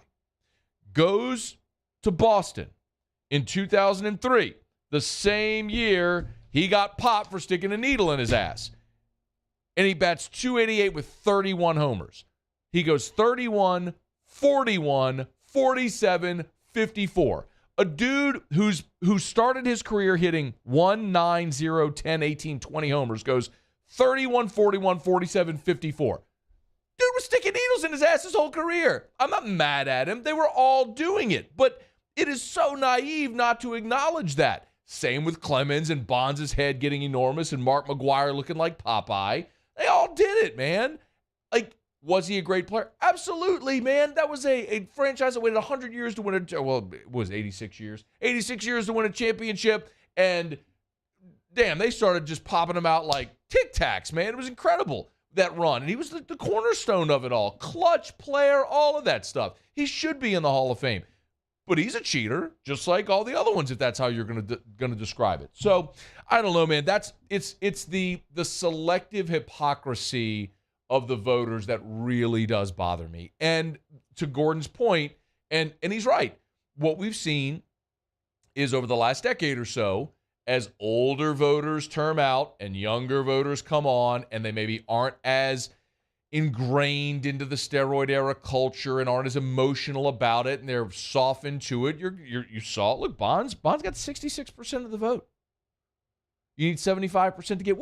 Do you know offhand what the percentage Bonds got in his first year of eligibility? Not off my top of the head. No. See if you can find that, please. Let me see if I can. Hall of Fame votes by year. I'm looking quickly. Okay, so in Bonds' first, when 2014, Bonds got 34.7% of the votes. So over time, he started at 34%. And he got all the way up to 66%. He basically doubled the amount of votes he got. It's going to happen. It's like A-Rod, who just had his first year. A-Rod's got a decade. By the end of that, A-Rod's probably going to get in. I think he will, just judging by this. I think he's going to get there. So hopefully they all get in. Man, it's disappointing. Grand scheme, it's a museum with plaques on the wall. Do those guys want it and deserve it? Sure, absolutely. I really reject the gatekeeper mentality, the holier than thou mentality. I hate that part of it. If you start to say, well, it's the as Gordon read through the criteria, the integrity type piece, well, there's a lot of bad guys that are in the Hall of Fame. We've all had the conversation. We've had the conversation for more than a decade now about these guys. And it's not going to go away. I just hope it changes and these guys do get into the Hall of Fame, however you want to define it. But they should be in. And realistically, you're hurting the game because fans are looking, going, well, that doesn't make any sense. And so you continue to turn off people to a game that continues to wane in popularity as the NFL, the NBA, esports, soccer continue to grow. So baseball's only hurting itself with that whole approach to the entire thing. All right, it's After Further Review. We're brought to you by South Point Volkswagen, southpointvw.com. New and certified pre-owned in Baton Rouge and online at southpointvw.com. Southpointvw.com. Remember, great German engineering without the cost, manufactured right here in the USA at their Tennessee plant. So you're supporting American workers, American jobs, and you're getting one of the safest vehicles on the road. Boy, they drive fun too. And I can tell you firsthand, when I got smacked from behind on the bridge about a month ago, my Volkswagen Atlas certainly didn't look as bad as that dude's giant truck who his truck was totaled. Test drive one today. Airline just north of Highland. SouthPointVW.com. South Point Volkswagen. What's your direction? LSU basketball tonight is at home against Texas A&M. Will Wade, a couple of things. Will Wade gave an update yesterday on Days and Pinson. Said Days unlikely, or Pinson unlikely. Days probably about a 50-50 shot. They'll see how it can go. The most incredible thing, we will talk about this with Jimmy at the end of the show. The most incredible thing is despite LSU's losing streak, 3-game losing streak, the fact that A&M's 4-2 in the league, both teams are what offensively. A&M averages 74 a game. LSU averages 73 a game, so they're right there. LSU's better defensively by about 5 points. Field goal percentage, they're comparable, 45, 44. Rebounds, LSU averages 39, A&M 36. Blocks 4 and 4. Steals, LSU 11 a game, A&M 10 a game. They're the top 2 in the country, steals per possession, by the way, LSU and Texas A&M. So teams that are very similar. Teams that struggle offensively in the half court. They generate offense off of their defense. Very good, intense defensive teams. Teams that don't particularly shoot it very well. They're very similar. LSU's a 10-point favorite in this ballgame tonight. And it underscores part of what we've talked about a lot. LSU is still top 10 in the net right now. They're number 10 in the net rankings right now, despite their 3-game losing streak. No matter how, it is so hard sometimes to see the forest through the trees. And we've talked about this for weeks and weeks and weeks. But the reality is we knew this 7-game stretch to start conference play was going to be difficult. The best soundbite that Will Wade had yesterday was talking about it's number 7. I don't know that I want this whole thing, Muse. You probably start a little bit, but he talks about like playing to their strengths offensively. Give a listen. We need to take shots that play to our strengths. And sometimes there's 2 or 3 areas I feel like we've got to hone in on the offensive stuff. But, I mean, I said it last night. I mean, we're asking guys to do some things on offense they're not capable of doing. You know what I'm saying? It's a challenge. And so we've got to reshape, and we changed some things this week. We had some time yesterday to get some things changed. We were built as a team to have a combination of athleticism and skill, and our skill's pretty much gone, and now we've got a bunch of athletes, and that's why we look like we look on offense. And so you need to have a combination of the two, and that's how we were built, and we don't have that right now. And so we're just kind of rolling out there with what we got. So it makes a lot of sense. And he's being a little blunt there, but he's right. They were built to have a combination of skill and athleticism. Well, Adam Miller was your most skilled offensive player. He's done for the year.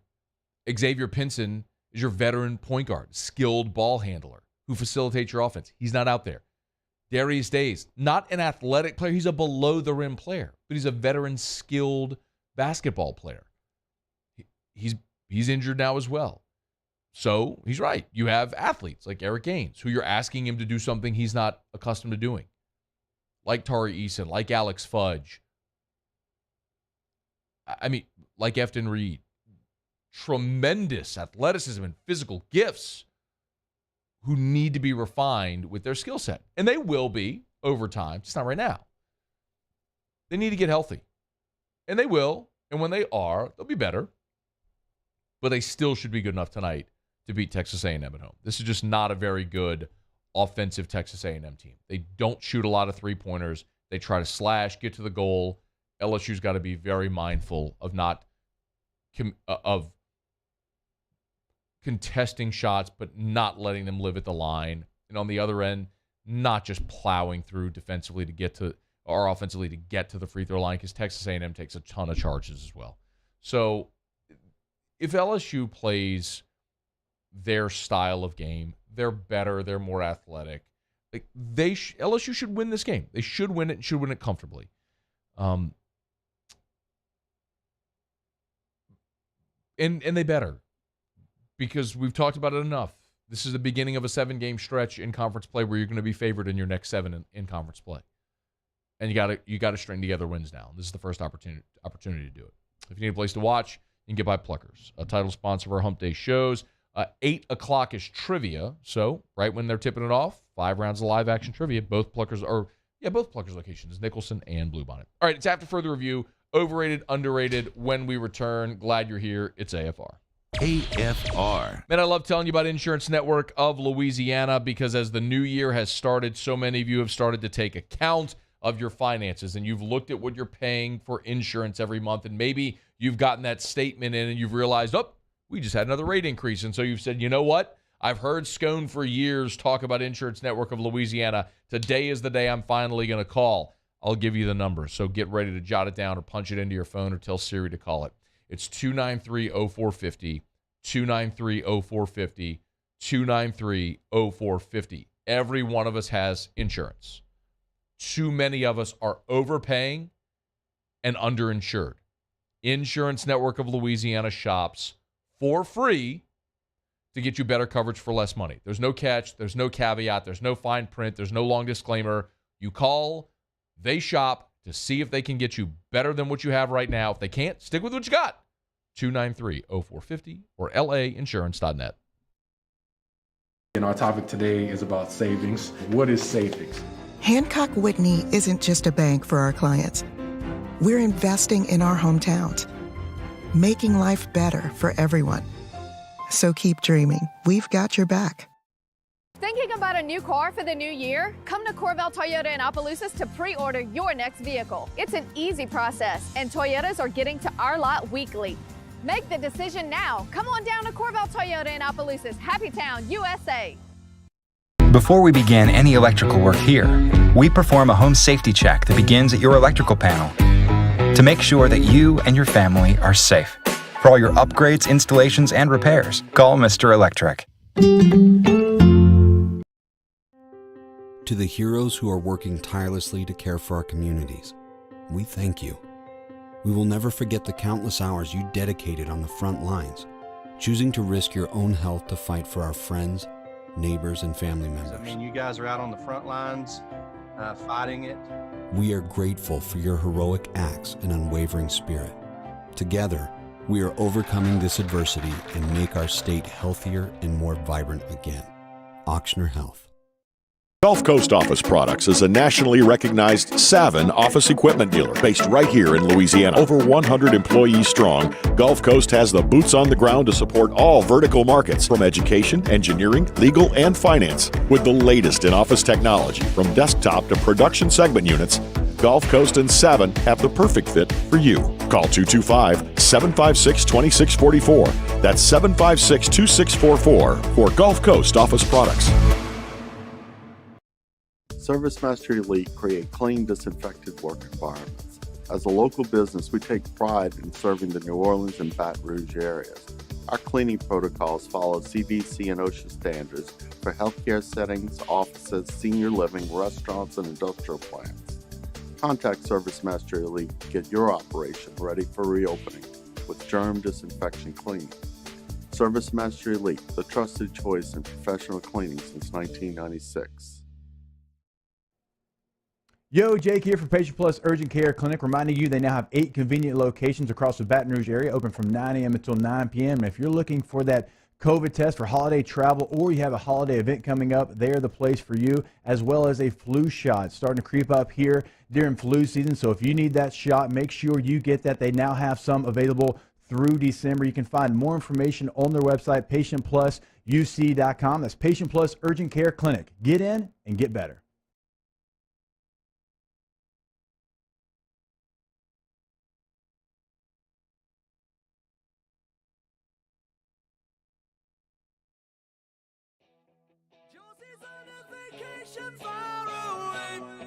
Come around and talk it over.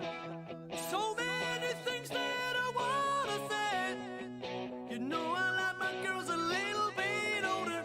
I just wanna use your love tonight. After further review with Matt Moscona, ESPN Baton Rouge, New Orleans, Alexandria. Presented by Plucker's Wing Bar. Open till midnight or later every night of the week, where every Monday is all-you-can-eat wings. Plucker's Wing Bar. If you don't like our wings, we'll give you the bird. Thomas White sent a text to the show, said, Matt, wanted to tell you the interview you did with the baseball writer. Excellent content questions. Would never have thought of asking. Thank you for that. Happy to do it, Thomas. And thank you for the kind words. And thanks to Gordon Whittmeyer for joining us, a longtime writer for the Chicago Sun-Times. Candidly, Terrio, he was covered the Cubs when Terrio was there, so Terrio connected me with him. And we were supposed to have him on yesterday and then with the Hall of Fame vote. And then Sean Payton decided that he was, going to announce that he was leaving the Saints. And so it became a one-topic day yesterday. But I do appreciate the perspective. And look, some of you, I got another text from a guy named, I'll shout him out, Tristan Manthe, who said, your Yankee colors are shining through. I just told you, I think they're all cheaters. They all did. And it's an objective fact. Like, David Ortiz was one of the names on the list that tested positive for PEDs in 2003 that was leaked by the New York Times. He was on there along with Bonds and Sosa and Clemens and all the rest of them. They all were sticking needles in their ass. Look at David Ortiz's career in Minnesota then when he gets to Boston, which was the year that they had the PED tests. Like, it's not a coincidence, man. Like, you know this. They were all doing it. And I don't care. Musso and I were talking about this. It was so much fun.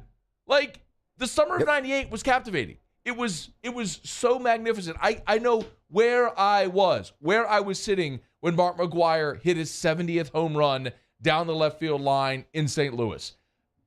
I mean, I was sitting in my parents' room. Like, I was watching it with my dad. It was awesome.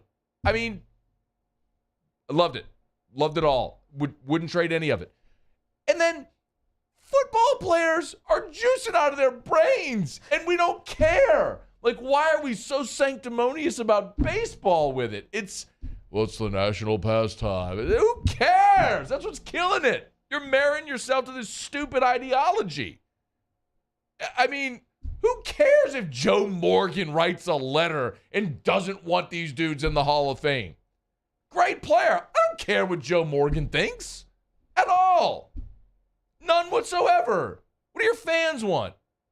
Overwhelmingly, the fans tell you what they want. They want these guys in the Hall of Fame. Anyway. All right. Let's do overrated or underrated.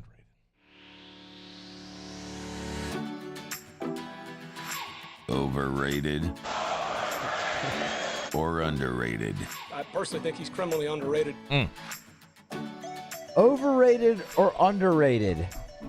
Camping trips. Now, do you mean like when you go camping and you stay in like a 5-star lodge with a ornate fireplace? That's not camping. Expensive Yeah, whiskey. That's not camping. And 5-course meals that are served to you on a white That's tablecloth. not camping. Oh, what's camping? Camping, tent, or I'll Like give you sleeping on the ground? that, or I'll give you a camper, like a motorhome or something. But you're in the woods. You cook over the campfire, roast marshmallows, do that kind of thing. Camping, actual camping, not a 5-star lodge. Why would anybody do that? That's the stupidest thing I've ever heard. People enjoy the outdoors. They enjoy nature, Matt. You go on hikes, things of that nature. That sounds terrible. No, not at all. Overrated. Okay. Well, I don't know why anybody would do it. Not overrated and stupid. That's what it is. That's why I want to go sleep in the dirt and get eaten by a bear. You're in a sleeping bag. You moron. It's the reason we have roofs and buildings and plumbing. It's not the year 817. This isn't the prehistoric times. Give me air condition and a comfortable bed. Camping. Stupid. Overrated or underrated? Vodka. I'm going to say vodka is underrated. I don't drink vodka, but vodka is underrated because it is distilled to have no flavor, so you can mix it with anything you want. So it's a very versatile spirit. Vodka, underrated. Overrated or underrated? Post-it notes. Overrated. There's no need for them at all anymore. They take up space. They don't always stick to what you want, like the little glue part ends up wearing off of them. We have phones now where you can just tell Siri what you want to remember. I think we're wasting paper. We're killing trees needlessly with Post-it notes. If you're using Post-it notes, it's 2022. I saw my mom at church on Sunday, and I was asking her if she could watch Drew, and so she gets a calendar out of her purse and writes it down. I'm like, Mother, you have a phone. Put the note into your phone. And she's like, well, I like to write it down. See, I was like, but you could lose your calendar. She's like, well, I could lose my phone. Well, then it's still synced to the cloud, so it's in your watch or any other device that you have. And if you lose your phone, you've lost your calendar anyway. And then you could set a reminder. Like if something's coming up and you don't look at your calendar that it's coming up, you would miss it. If you set a reminder, your phone would beep 30 minutes before or 5 minutes before to remind you. If you're writing down reminders in the year 2022, you need to evolve. You've got to evolve. There's also always Find My iPhone as well. There's Overrated. no Find My Calendar. Yes, there's no Find My Calendar. Post-it notes. Overrated. Overrated or underrated? Pistachios. I'm going to say pistachios are underrated. Everyone loves peanuts. Yeah. You go to a ball game, you get peanuts. They're great. You know what I mean? It's a given. But pistachios, just in like the last few years, I found are fantastic complimentary snack. Like if I'm drinking a whiskey and I want like a pistachio is great. It's a great nut treat. A pistachio, very good. Give it a try if you haven't. Easier to open than peanuts too. Yes, no doubt. Now sometimes if you can get them deshelled. Yeah, you but can. if you get them in the shell, sometimes you have to get your fingernail and then pry it open. It's a little hard, I kind of enjoy the crunch of a peanut shell and doing all that. So I was just more talking about the taste. Okay. I get a bag of peanuts literally every baseball game I go to. Me too. I get beer and peanuts. Got to. I don't want to go to a game if I can't drink a beer and eat peanuts. It's a staple. Overrated or underrated? Keenan Thompson. I'm going to say Keenan Thompson is underrated. So for those who don't know, Keenan Thompson is on SNL. He's been a cast member forever. He can't seem to get his spin-off. He's been there 13 years or so. He was on Keenan and Kel. He was on Mighty Ducks 2. He was the knuckle puck. Good Burger. He was the knuckle puck guy. He wasn't. He's sort of typecast, but I think he's a really good, versatile comedian. I like Keenan Thompson a lot, and he's had a good career. I think he's underrated though. Yeah, people just sort of bypass him in the world of comedy, but I think he's very underrated. It's overrated, underrated.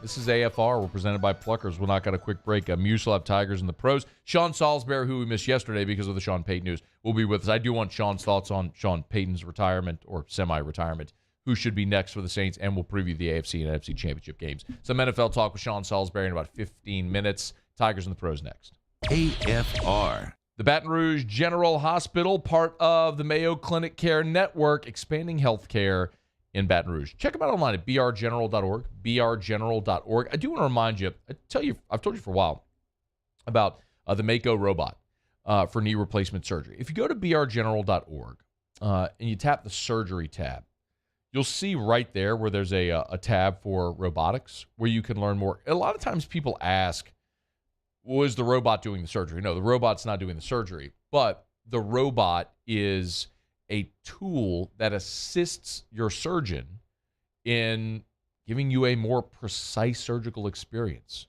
smaller incision, less downtime, better results. You can learn more about all of it, faster recovery time, greater visibility. You can learn more about all that at brgeneral.org, brgeneral.org. Locations all over the greater Baton Rouge area, expanding healthcare in Baton Rouge, brgeneral.org. Bayou Ford has 0.9% for 60 months on new Ford F-150 plus $1,000 bonus cash. All new Bayou Ford vehicles come with a 1 million mile warranty. And right now, get $1,000 bonus cash plus 0.9% APR for 60 months on new 2021 Ford F-150. The crew at Bayou Ford is going to do right by you. Eli's always been into grilling. It took us a while to see it, but the signs were there. What are you doing, Eli? I knew grilling was my thing. I have been talking about it throughout my career. Happy with the results? I am. Got the new grill from barbecueguys.com. It performed great. My advice, as I always told my boys, do more of what you're born to do. Barbecue Guys, for those who were born to grill. You want cheese on your burger, Pops? I'll take a little cheese.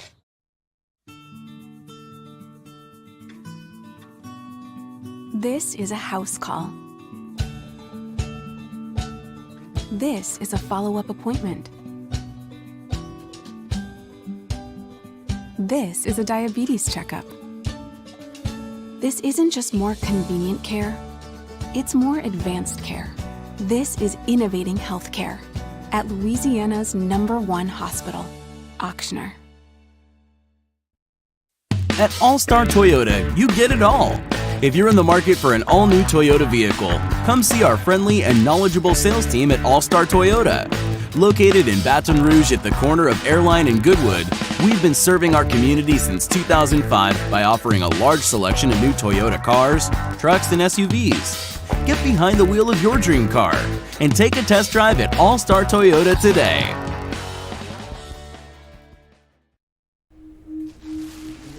I had to pack up all my things. I had to leave my home. And I never knew where I was going next. It felt like I never even had a say. But then you came along. Change a child's story. There's a child in foster care waiting for a volunteer like you.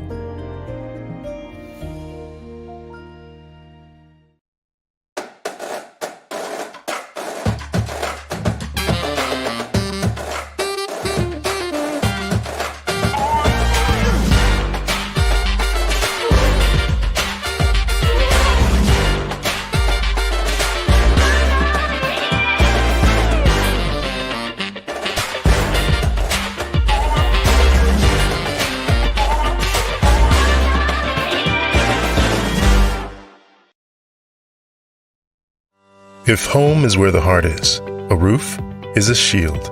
That's why for over 25 years, South Louisiana always turns to Garcia Roofing and Sheet Metal.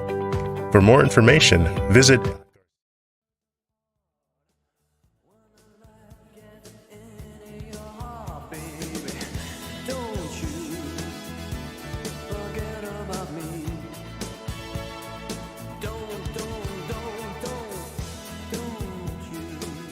After further review with Matt Moscona, ESPN Baton Rouge, New Orleans, Alexandria. Presented by Plucker's Wing Bar. Open till midnight or later every night of the week, where every Monday is all-you-can-eat wings. Plucker's Wing Bar. If you don't like our wings, we'll give you the bird. So Andrew Whitworth is married to Melissa Whitworth, who went on Twitter this week asking Rams fans not to sell their tickets to 49ers fans. In Week 18, of course, the Niners were at SoFi Stadium, and Niners fans bought up a whole bunch of tickets. It was a lot of red in that building, and now it's the NFC Championship game. It's a rematch. Niners have beaten the Rams 6 times in a row. Melissa Whitworth tweeted, "If you, at Rams NFL fans, want to sell your tickets, I'll buy them. Just do not sell them to the other team, please," all caps. So the Whitworths might be doling out a pretty penny here for the NFC Championship game, but begging Rams fans not to sell their tickets to 49ers fans. I would love to see if she actually does end up buying any tickets and what that tally will be. I was about to say she didn't specify face value or anything. Well, there. I'll remind you that Andrew Whitworth has made 9 figures in his career. I mean, so he's not hurting. It don't matter, bro. He But still. he could buy the whole venue for a day. It don't matter. But I will be very interested to see how Cool million, or they're going to the Niners fans. Fork it over. Rams, Niners. Yeah, that's. I would be like, I'll sell Fork it over. I'll sell them to you. Give me a milli. All right, Muso. Tigers in the pros. Tigers in the pros. They still bleed purple and gold. They're just really rich now. Presented by Lee Michaels Fine Jewelry. Lee Michaels Fine Jewelry, where Baton Rouge gets engaged. Speaking of that AFC and NFC championship games this Sunday, I got some injury updates for you. Andy Reid, Chiefs head coach, spoke to the media earlier today, said that safety Tyrann Mathieu remains in concussion protocol. Status for the game uncertain. Tyrann Mathieu, certainly someone they want to have in that secondary facing Joe Burrow, who lit up the Chiefs for 446 yards, 4 touchdowns in the Week 17 meeting. Also on the Chiefs, a couple of full participants at practice to celebrate. One of those is your boy Clyde. Shoulder injury kept him out, but he was back last week and full participant today, not even listed on the injury report. And then Darrell Williams, who did not play in the divisional round, he was also back as a full participant in practice this week. Williams had a toe. Oh, he had a toe? He had a toe. Just one. Just one. The Rams have not released their injury report yet. The guy to keep an eye on there is, in fact, Andrew Whitworth, who missed the divisional round with a knee. With a knee. He's got a knee. He's got a knee. Got it. So Williams has a toe. Yeah. Well, had a toe. He's back. Had a toe. Full participant. But Whitworth has a knee. Has a knee. Got it. Williams had a toe. Whitworth has a knee. Has a knee. The Pellies lost last night by 10. Garrett Temple in a starting role, 25 minutes for the Pels. 5 rebounds and 3 assists, only 2 points, but still a productive night nonetheless. They played the 76ers, and Ben Simmons still is not playing basketball. Little LSU versus LSU action. Timberwolves and Trailblazers last night. Naz Reid, 11 minutes off the bench, only 3 points. 1 rebound, 1 assist, and a block. So not a super productive serves him right night for Naz Reid. It's because he fouled out. That's why. What you get? 5 Five personal fouls. That's just never good in the NBA. And Trendon Watford on the other side for the Trailblazers. 14 minutes off the bench. He's averaging about 15 minutes with that team right now. 2 points, but also grabbed 5 rebounds. A little bit of foul trouble for Watford as well. 4 of them on the night. And right now, let's head out west. PGA Tour, Farmers Insurance Open, Torrey Pines. Beautiful, beautiful golf course. Sam Burns played the North course today. That's the easier of the two. He'll play the South tomorrow. Shot 5 under par. That has him tied for 6th right now. Burns, 67, 7 birdies, 2 bogeys. Again, as I said, tied for 6th. That has him 3 shots off the lead of Billy Horschel and American Michael Thompson. They are at 8 under par. That's Tigers in the Pros. Presented by Lee Michaels Fine Jewelry, LMFJ.com. Gentlemen, thrill her with a gift in the red box from Lee Michaels Fine Jewelry. Again, online, LMFJ.com, or go to any of their locations, including 2 in Baton Rouge. That's Lee Michaels Fine Jewelry, LMFJ.com. So this has set the internet on fire today Former LSU receiver Jamar Chase was doing media availability, and he told a story about Les Miles when he was recruiting. Give a listen. Yeah, I don't know if I have a story either, going back that far.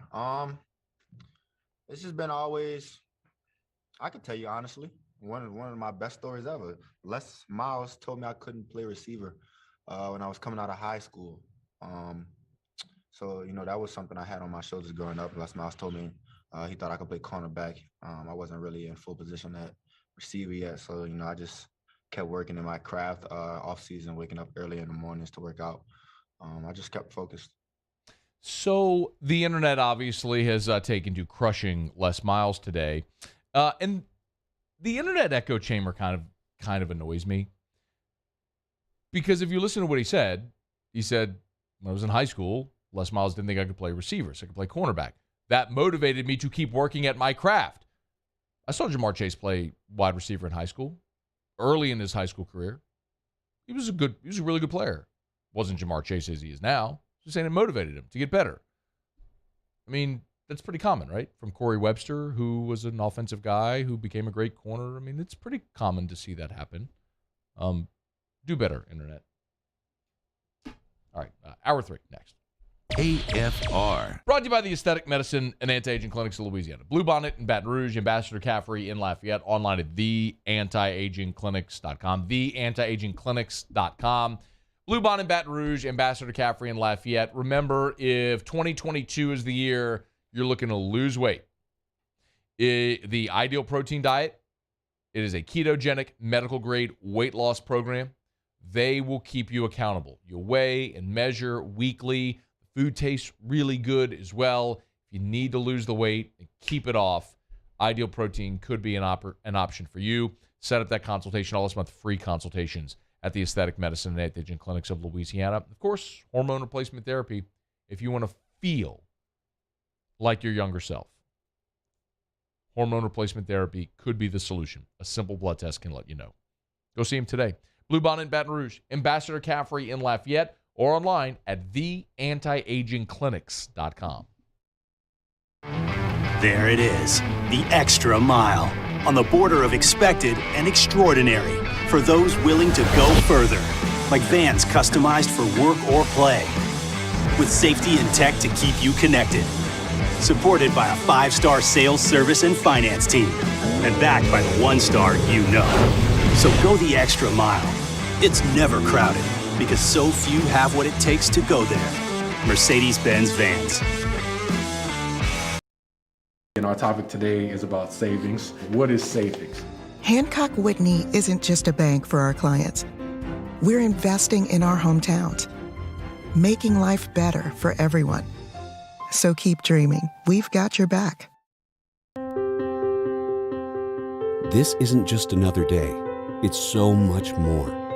Kelly's life was put on hold when her auctioneer primary care doctor discovered a rare blood disorder. Her doctor connected her to an auctioneer care team of cancer, heart, and kidney specialists. With multiple primary care locations around Baton Rouge, same-day appointments, and online scheduling, we're relentless about keeping you healthy. Auctioneer Baton Rouge, innovating healthcare for Kelly. At All-Star Toyota, you get it all. If you're in the market for an all-new Toyota vehicle, come see our friendly and knowledgeable sales team at All-Star Toyota. Located in Baton Rouge at the corner of Airline and Goodwood, we've been serving our community since 2005 by offering a large selection of new Toyota cars, trucks, and SUVs.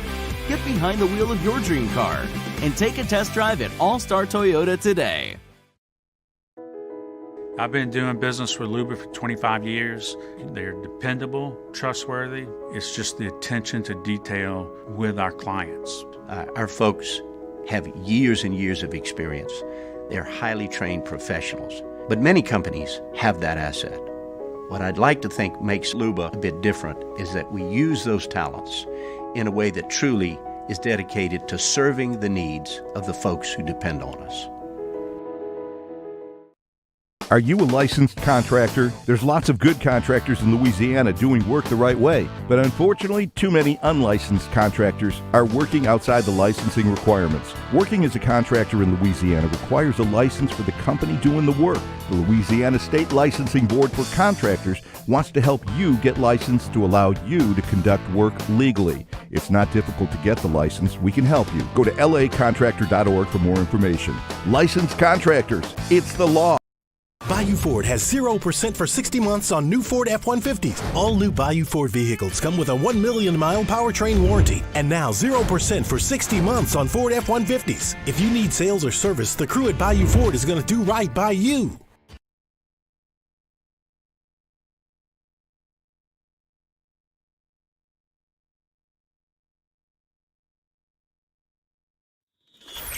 This is SportsCenter.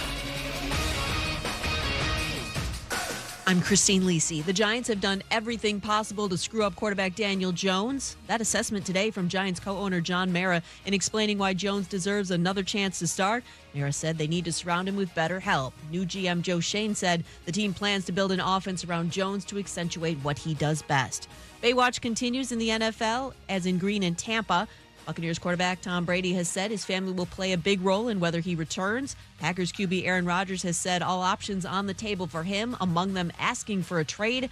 Heading to the Broncos would be the right move for Rodgers, believes ESPN's Dominique Foxworth. They have some really good receivers, a good tight end, and a really, really good defense. That's one of the things, if you look at Aaron Rodgers' playoff history, the defense and, frankly, the special teams on that onside kick and the block punt and block field goals, those were the things that had let him down. So going to Denver would be a place where he wouldn't be concerned with that. Dominique Foxworth on Get Up. Louisville and men's basketball coach Chris Mack parting ways. The sides negotiated a lower amount than the $12 million buyout in his contract in the separation agreement. Keyshawn, J. Will, and Max. Sean Payton is stepping away from the Saints. He's going to take a year off and figure out what the next best job is. This and more, Thursday, starting at 6 Eastern on ESPN Radio and on ESPN2. Matt Moscona. I'm very important. After further review. Say it one more time. After further review with Matt Moscona. And here we go. ESPN Baton Rouge, New Orleans, Alexandria. Live from the Mercedes-Benz of Baton Rouge studios. Let's ride.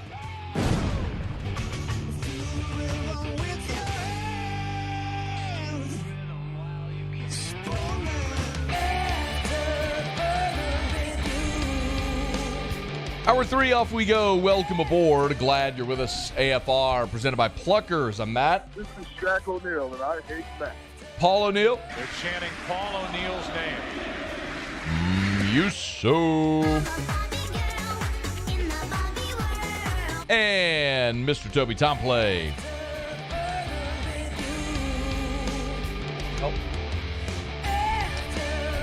All right, we're here. Glad you are as well. 5 o'clock quitting time. Glad you're driving home with us. Sean Salisbury, normally with us on Tuesdays, but obviously yesterday became a full Sean Payton day, so Sean was good enough to kind of be flexible and jump aboard with us here today. How are you, man? I'm doing really well, man. How you doing, bud? I'm doing fantastic. Hey, where does the Saints' job rank among the other openings right now? I was thinking about that when this went down. Yesterday. I think in normal, I know that I think we have this, and maybe you're better to tell, Matt, locally when it comes to this. Are they, you asked me this, but on the surface, to me, it always looks like a great job. Fan base, they win, but then you say, okay, there's no Drew Brees, and now that Sean Payton's not there, and who's going to get the job, and how loaded when they come back, what do they plan on doing with Taysom Hill, with the new coach, and I mean, how good are they? But I look at their defense and I say really good. And I don't know their salary cap situation right off the top of my head until the offseason gets to. They're $60 million over the cap, but that's I it's knew every it was year. A lot. Yeah. Right, but when we say that, I hear that for so many teams. Right, there's a way they manipulate it. So I don't know. When the offseason hits, we know about a month in. Okay, here's where they're headed towards the draft. But I actually think it's a good job. I mean, I love the Denver situation because they're loaded but a quarterback. The Giants and Bears got a quarterback with the front office. I mean, you can name something about all of them. Miami, Is the front office a little too shy to a guy who's got some power? I mean, everywhere there's something. But to me, it would be, I think the Vikings job's good. I love the Denver job, and the Saints job, unless I'm missing somebody, would be my top 3 jobs, unless the Raiders come open, and I'm a diehard Raider fan, so I think that's a good gig too. But I think it probably fits somewhere. It's not first, but it's not fifth. Does that make sense? Somewhere in the top 3 or 4 jobs, and probably better than we're talking. It's just kind of, I think we're all kind of all caught off guard. Yeah. Not that we shouldn't have prepared for this, but they were just like, okay, we're trying to figure out while we're still saying, well, who's going to hire who, and we're trying to figure out where it fits in. I actually think that it's a really good job that someone, whether it's Dennis Allen or somebody else, is going to love. So that's kind of been the big question, right? I mean, Dennis Allen is the most obvious natural fit there. A lot of people today have mentioned Brian Flores, but Sean, I asked you the question about ranking the job because Brian Flores is going to be so in demand. Is the Saints job one that he would take, or is he a better fit somewhere else? Well, to me, the fit is where he loves and who loves him. I get asked this question a lot, and I don't know if you and I have discussed this part of it. How would I pick a coach? Well, I pick a coach by, everybody says you'll get somebody come on the show and they'll say like an insider. Well, they like this, they like Flores, and they like Eberflus, and they like Dan Quinn. And I'll say, well, hang on one second. Okay, 5 girlfriends, you like one. I don't care about your side pieces. Who do you love? I do care about your side. You get my point, right? Right. If you go, who do you love? That's what I want to know. And I think there's people that are I think there's a lot more people. I think every job that's available, Brian Flores would be the top candidate for, maybe him or Dan Quinn. If, in fact, there wasn't this worry, and it seems like it's becoming, I don't know if rampant's the right word, but, well, we saw Bill O'Brien ruin a franchise. We saw what Urban Meyer did. We're getting to the point where these guys want too much power to the point where general manager loses his luster. You love the guy and he can coach, but the power struggle starts to disrupt, and the owner has a decision to make, well, in 2 years, is it going to be too big of a power struggle? Who am I going to go with? Because this guy wants to do more than just coach. He wants to be, he wants to buy the groceries and use the groceries and do it all. So I think that's the fine line. And some guys that's why you're getting all this. Well, for Kevin O'Connell and Jonathan Gannon, is that they're going to come in, at least right off the bat, they're like, oh, man, I got a job. I'm just going to coach. And eventually everybody wants a little more power, I guess. So trying to find that. And what is Brian going to command? It seemed like the Saints with a defense, I know they're over the cap, but damn, if they're not, the cupboard's not empty. It's a better job than this one because it's in such a state of flux with the Watson thing. Although you look at assets and salary cap, this is better. If you look at, man, where they got to go and what they're doing, how the fan base loves the team right now, then there's that one. And then you say, well, Denver, what's not to like about all of it other than finding the all-key important position, which is quarterback. Put it this way, you go to Minnesota, well, we don't have an offensive line, we got a quarterback. If it's Mike McDaniel who worked with Kyle Shanahan, who they loved Kirk Cousins in Washington, and they're there, and now the new GM apparently, is from Cleveland, is also a guy who spent 6, 7, 8 years in San Francisco when Mike was there, and he's now the GM in Minnesota, and Mike probably likes Kirk Cousins. But that job there is also, while it's good, there's a little bit like, where are we going with this? Is our quarterback too highly paid? There isn't one that's not flawed. But the Saints, their guy walked away. He didn't get fired. Right. So that's one where you're saying, okay, maybe there's a little more functionality there than there is here. So I think it's a good job. And listen, if you love Brian Flores, I always say, do everything you can not to let him out of the building. It's okay if you miss out. Well, the ego gets in the way with these teams. Like, well, we didn't get our number one guy, and okay, because he got paid more or liked a different situation. But if you like him and like 8 of them, you're not doing me any good. Go find the one you love, whatever that is in your philosophy, and don't let him out of the building. If you let him out of the building, he goes somewhere else. That's your fault. That's your problem, not mine. Move on to the next one, and you may have to settle for the 4th guy on the list. So I don't believe in letting him out of the building if I love him. That's a college coach, whatever. Bring him in and have him love it so much and sell your program so much that he doesn't want to go to the Giants or the Bears or somewhere else. Flores is a hell of a head coach. The question is, can you handle a strong personality and a guy who doesn't care if you don't like him? And that's okay sometimes for a head coach. Last on this one, Sean, is the other big question here is, can they attract a free agent quarterback or a trade, right? We've talked about Russell Wilson and Rodgers, and we talked about Deshaun and all that. How much of a factor is not having Sean Payton? Like, how much does that weigh into a quarterback's decision? A better way to ask it is, would Russell Wilson want to come to New Orleans if Sean Payton's not here? Depending on who the next guy is, but it weighs heavy. It is a monster.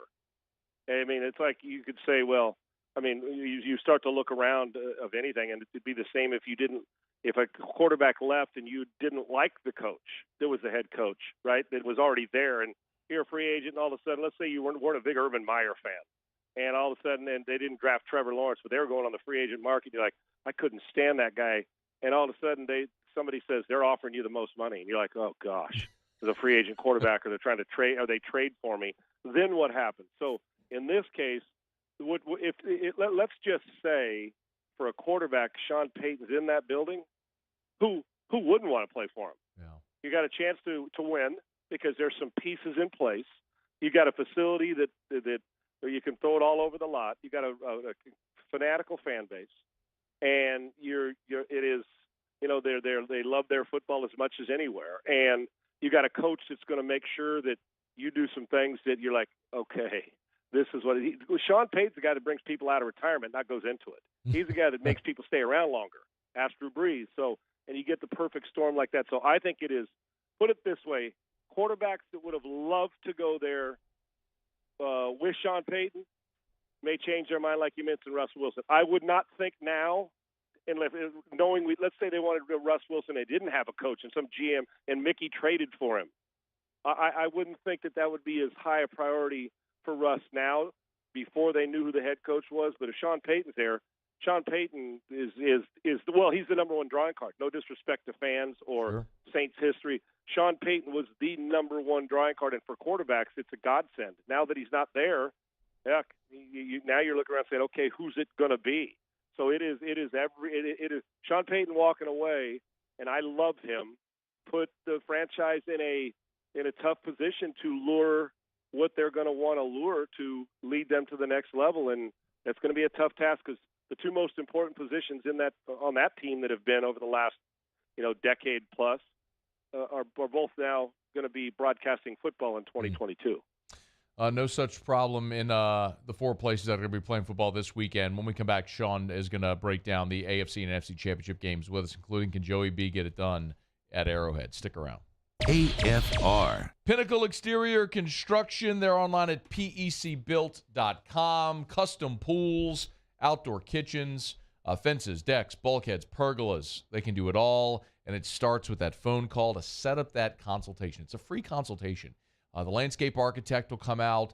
They'll take a look at your space, your outdoor area, and they'll start to brainstorm and take what you want and give you ideas. They'll put together the CGI. You'll see what the design looks like. It's gorgeous. I went through this whole process when we just built our outdoor kitchen, and you get to actually see what it's going to look like. I could recommend so highly that you make the call now. Start the process now while it's cold outside. So you can go through the whole process of getting your pool dug and built and finished and all the way done. So when the weather's nice again, you're swimming day one. Pinnacle Exterior Construction, 757-6138 or online, pecbuilt.com. Bayou Ford has 0.9% for 60 months on new Ford F-150 plus $1,000 bonus cash. All new Bayou Ford vehicles come with a 1 million mile warranty. And right now, get $1,000 bonus cash plus 0.9% APR for 60 months on new 2021 Ford F-150. The crew at Bayou Ford is going to do right by you. Gulf Coast Bank and Trust is giving our customers the power to bank anywhere, anytime during this challenging event. And we're right there with you. Our mobile banking app is a smart way to manage your money and time. Gulf Coast Bank and Trust, the bank that cares about you. Yo, Jake here from Patient Plus Urgent Care Clinic, reminding you they now have 8 convenient locations across the Baton Rouge area, open from 9 a.m. until 9 p.m. And if you're looking for that COVID test for holiday travel, or you have a holiday event coming up, they're the place for you, as well as a flu shot. It's starting to creep up here during flu season, so if you need that shot, make sure you get that. They now have some available through December. You can find more information on their website, patientplusuc.com. That's Patient Plus Urgent Care Clinic. Get in and get better. Service Master Elite create clean, disinfected work environments. As a local business, we take pride in serving the New Orleans and Baton Rouge areas. Our cleaning protocols follow CDC and OSHA standards for healthcare settings, offices, senior living, restaurants, and industrial plants. Contact Service Master Elite to get your operation ready for reopening with germ disinfection cleaning. Service Master Elite, the trusted choice in professional cleaning since 1996. Gulf Coast Office Products is a nationally recognized Savin office equipment dealer based right here in Louisiana. Over 100 employees strong, Gulf Coast has the boots on the ground to support all vertical markets from education, engineering, legal, and finance. With the latest in office technology from desktop to production segment units, Gulf Coast and Savin have the perfect fit for you. Call 225-756-2644. That's 756-2644 for Gulf Coast Office Products. There it is, the extra mile, on the border of expected and extraordinary for those willing to go further, like vans customized for work or play, with safety and tech to keep you connected. Supported by a 5-star sales, service, and finance team, and backed by the 1-star you know. So go the extra mile. It's never crowded, because so few have what it takes to go there. Mercedes-Benz Vans. During these challenging times, we know your healthcare needs don't stop. Cancer, accidents, injuries, and heart disease are relentless. So we are relentlessly innovating to keep you safe, both virtually and in person, connecting you with providers remotely, advancing clinical spaces, providing rapid and accurate testing, social distancing, and certified cleaning protocols. We are Auctioner, and we will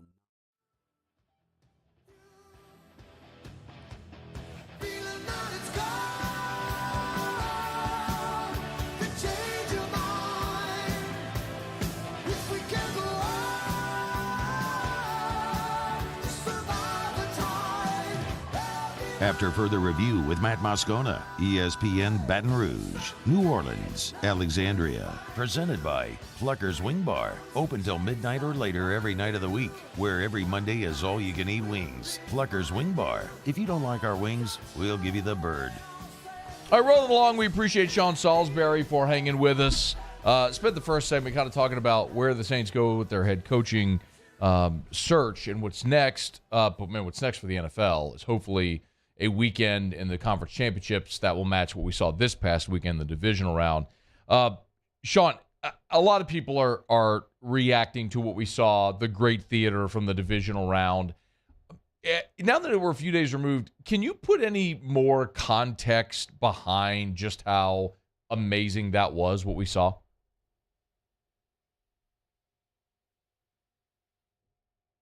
I see if we can get Sean there. Sorry, not sure why we're having a little trouble on the phone. Let me actually take this opportunity to remind you about DraftKings. We did get awesome news today if you missed it. You will be able to live bet. Mobile betting is live in Louisiana starting on Friday. Of course, we're partnered with DraftKings, so use the code Baton Rouge. Download the DraftKings Sportsbook app. Use the code Baton Rouge, and they'll give you $100 in free bets. Again, Friday, mobile betting live in Louisiana. Download the DraftKings Sportsbook app. Use the code Baton Rouge. Get $100 in free bets. It's DraftKings. All right, Sean's with us. Sorry about that, Sean. I don't know if you heard the question. Just some context perspective now that we're a few days removed from it on what we saw this past weekend in the divisional round. Yes, I just let you get your good DraftKings talk in. That's why you couldn't hear me. I wanted to make sure you got that in. How to clear it. There you go, brother. There you go. I think it was the best as long as I've played it and watched it. I've seen some individual games and performances over the years that have been spectacular, and I've never seen better. I've never seen better back to now. I've never seen some. Back-to-back games or in games where like, what are they thinking? Coaching decisions, But as far as from all 4 games for different reasons, walk-off, it was the best 4 games in a row, playoffs or regular season, best weekend of football I've ever seen. And the final game was about as good as you will ever see offenses, play callers, and quarterbacks execute an offense. I was exhausted when I watched it. When I got done, I felt like I'd played and I was into it. I had trouble sleeping that night, and I didn't do a damn thing for the game other than enjoy it. It was you won't put it this way. You're going to be awfully disappointed, I would think, if we think we're going to get 2 more games like that this weekend. I hope we do, but that's going from about a 10-carat diamond down to a cubic zirconia, dude. It's going to be difficult to match. That's for sure. Let's start with the AFC game.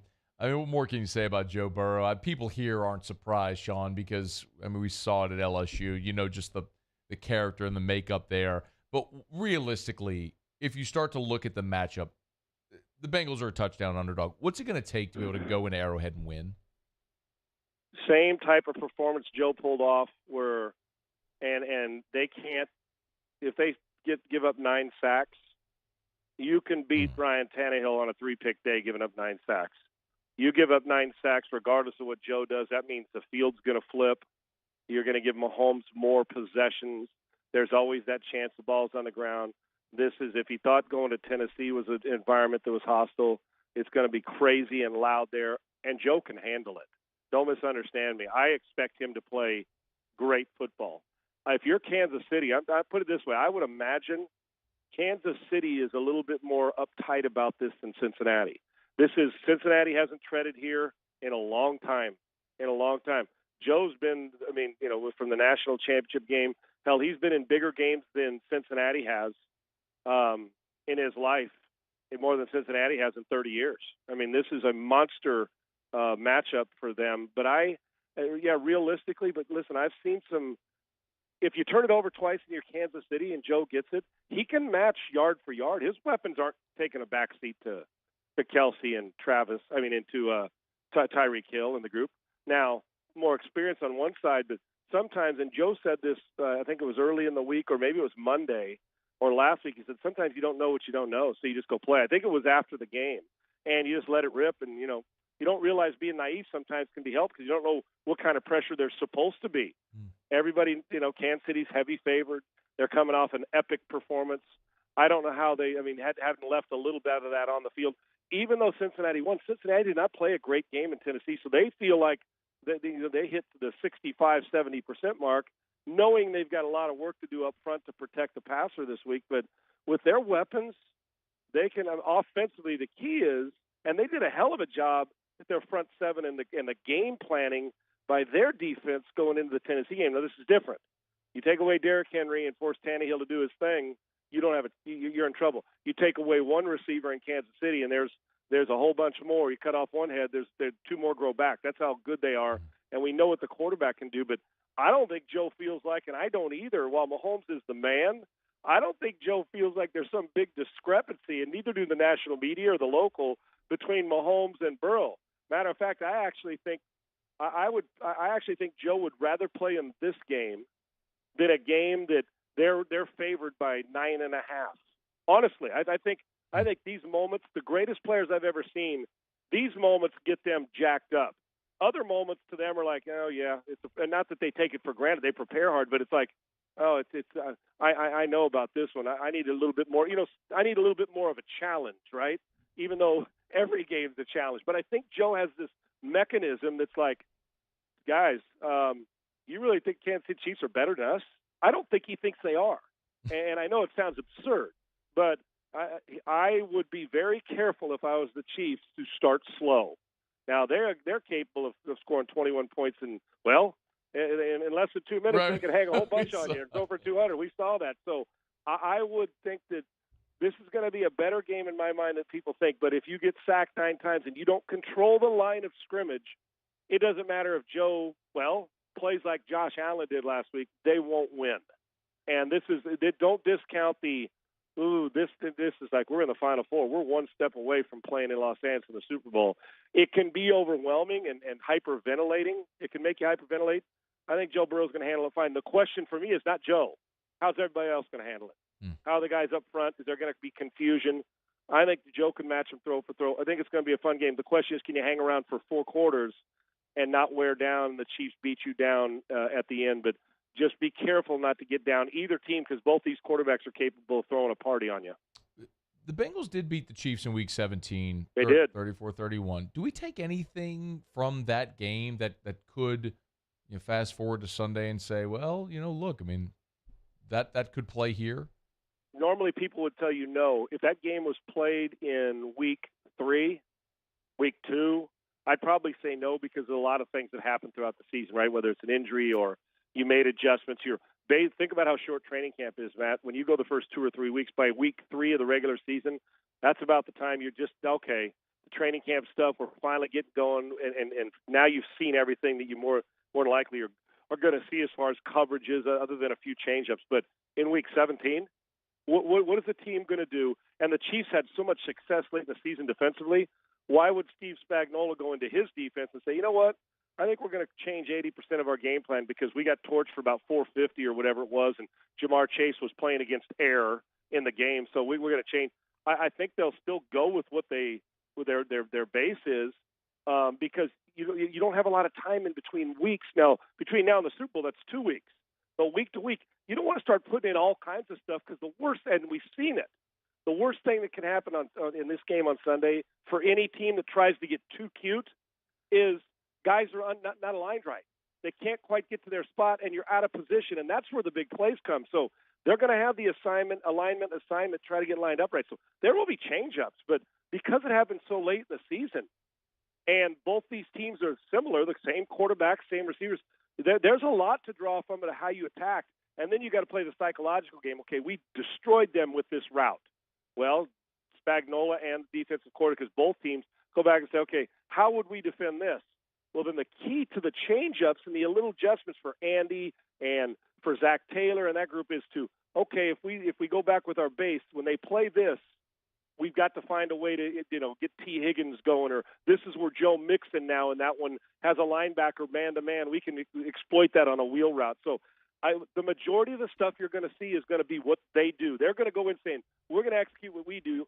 You guys are going to have to stop it. But there will be the 3 to 4 to 6 plays or different looks that you try to they give you a play or two in the game, which could end up and does if you put 2 times 2, you get 4 of them. That's the difference in winning by a field goal or going home. So, but late season matchups, don't kid yourself. The 49ers are looking at what they did to the Rams coming back and saying, okay, let's apply what we did at the beginning. And the Rams are saying, well, how did we blow this lead? What did we do dumber than we did before we had the lead? So I think late season matchups come into play far more than first month of the season matchups. And the Bengals, last time they played them, had nothing but success offensively. It will come down to the physicality of their offensive line staying in this game. And for the other one, it's the same thing. Can the Rams finesse handle the physicality of the 49ers? Yeah, last thing then, Sean, a thought on that game where, man, 6 in a row the Niners have had the Rams number. It's it's hard to even think about that.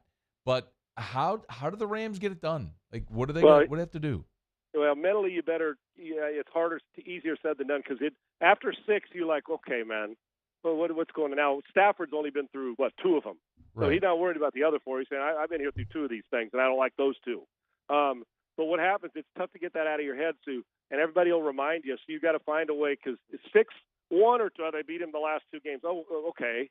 We hear, well, beat a team 2 times in one season is difficult. What about a 3rd time? Well, if they're a matchup nightmare, like when you play, if you're go big, if you're a team that's got a couple bigs that doesn't run the court well, and you run into Golden State in the playoffs or the final, right? And they in the past they put their small team on the floor.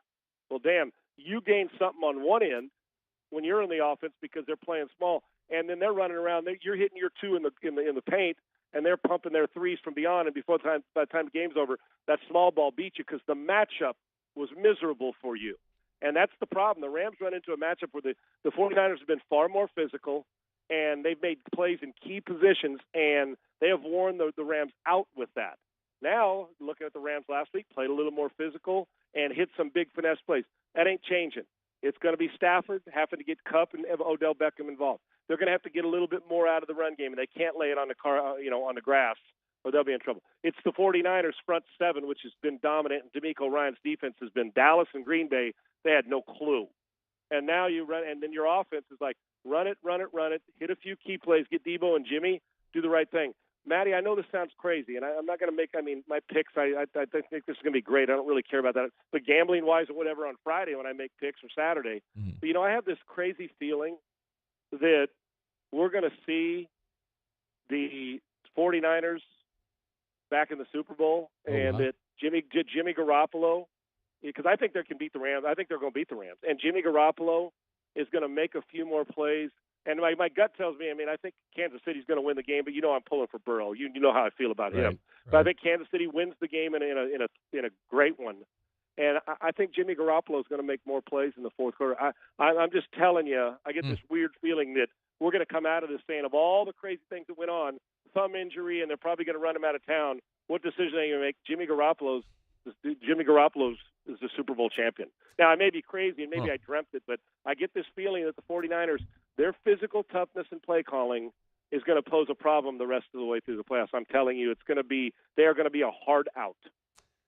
This time of the season, none of them are easy, but, man, that would be fascinating if it plays out that way. We got it on tape, man. We got the tape. Yeah, it's okay. And you know what? I'll stand up and cheer if I'm wrong, because I'm going to say, well, I didn't get the quarterback play from the other three dudes that I wanted. They were 17 to 30, and Jimmy didn't turn it over. They ran for 210. Yeah, don't kid yourself. I want it to be 51-48 on Super Bowl Sunday, but there's something about the grit the 49ers have shown, and I know Saints fans don't like to hear it, and they've been through so much. I think they know how to handle a punch to the face. I know all these teams do, but I'm pulling for Burrow. I'd love to see San Francisco be physical, and then I love the two wide open offenses on those teams, the three wide open offenses. But don't discount that the front sevens and smart and ending games quickly and running the football matter at this time of year. I think they're going to be a hard out, and it's on tape. And if they get their ass kicked this week, you can blame me and say it was my fault, but I'm in.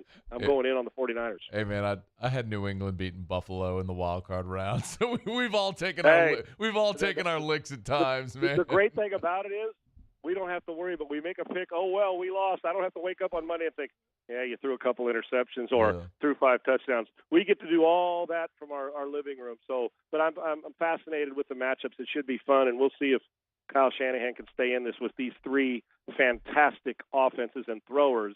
And how are you going to – this is the one of these things that's not like the other. Sesame Street, right? That's the one that's not like the other, but does it belong? Well, here we are in the Final Four. We'll see. You're right. Sean, you're the best, man. Thanks as always. We'll do it next week. Appreciate you, brother. Thank you. All right, man. Sean Salisbury. It's after further review. Quick break. Stay here. AFR. Brought to you by Clegg's Nursery. Buy local. Shop local. Go see our friends at Clegg's Nursery with 4 locations in the greater Baton Rouge area. Look, it is grim and gray and drab and wintry outside, and that stinks. But there's always a way that you could add a pop of color and life to your outdoor space, even this time of year. Clegg's Nursery can help. Flowers and plants and trees and shrubs, just so many things that are perfect to be planted this time of year that can add some life even during this downtime. It's at Clegg's Nursery, any of their 4 locations in the greater Baton Rouge area. I also want to remind you that our friends at Clegg's have a great fundraiser coming up, and we're going to tell you more about it in the coming weeks. It's not still for a few more weeks ahead, but at Clegg's Nursery, they're so community-oriented, and they're hosting a fundraising event with the Dream Day Foundation coming up in February. It's going to be a scavenger hunt, kid-friendly, February the 19th. We'll tell you more about it in the coming days and weeks. It's Clegg's Nursery. Thinking about a new car for the new year? Come on down to Corvell Toyota in Opelousas, where you never pay over MSRP. There's no markups, no gains. You can reserve yours today. Make the decision now. Come on down to Corvell Toyota in Opelousas, Happy Town, USA. I've been doing business with Luba for 25 years. They're dependable, trustworthy. It's just the attention to detail with our clients. Our folks have years and years of experience. They're highly trained professionals, but many companies have that asset. What I'd like to think makes Luba a bit different is that we use those talents in a way that truly is dedicated to serving the needs of the folks who depend on us. Our topic today is about savings. What is savings? Hancock Whitney isn't just a bank for our clients. We're investing in our hometowns, making life better for everyone. So keep dreaming. We've got your back. To the heroes who are working tirelessly to care for our communities, we thank you. We will never forget the countless hours you dedicated on the front lines, choosing to risk your own health to fight for our friends, neighbors, and family members. You guys are out on the front lines, fighting it. We are grateful for your heroic acts and unwavering spirit. Together, we are overcoming this adversity and make our state healthier and more vibrant again. Ochsner Health. Eli's always been into grilling. It took us a while to see it, but the signs were there. What are you doing, Eli? I knew grilling was my thing. I have been talking about it throughout my career. Happy with the results? I am. Got the new grill from barbecueguys.com. It performed great. My advice, as I always told my boys, do more of what you're born to do. Barbecue Guys, for those who were born to grill. You want cheese on your burger, Pops? I'll take a little cheese. Yo, Jake here for Patient Plus Urgent Care Clinic, reminding you they now have 8 convenient locations across the Baton Rouge area, open from 9 a.m. until 9 p.m. And if you're looking for that COVID test for holiday travel, or you have a holiday event coming up, they're the place for you, as well as a flu shot starting to creep up here during flu season. So if you need that shot, make sure you get that. They now have some available through December. You can find more information on their website, patientplusuc.com. That's Patient Plus Urgent Care Clinic. Get in and get better.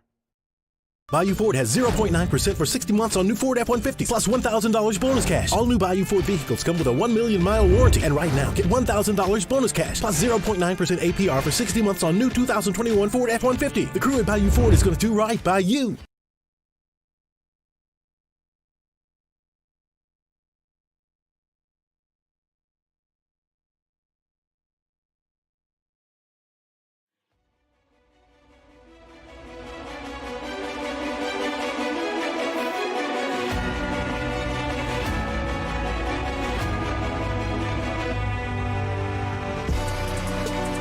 After further review with Matt Moscona, ESPN Baton Rouge, New Orleans, Alexandria. Presented by Plucker's Wing Bar. Open till midnight or later every night of the week, where every Monday is all-you-can-eat wings. Plucker's Wing Bar. If you don't like our wings, we'll give you the bird.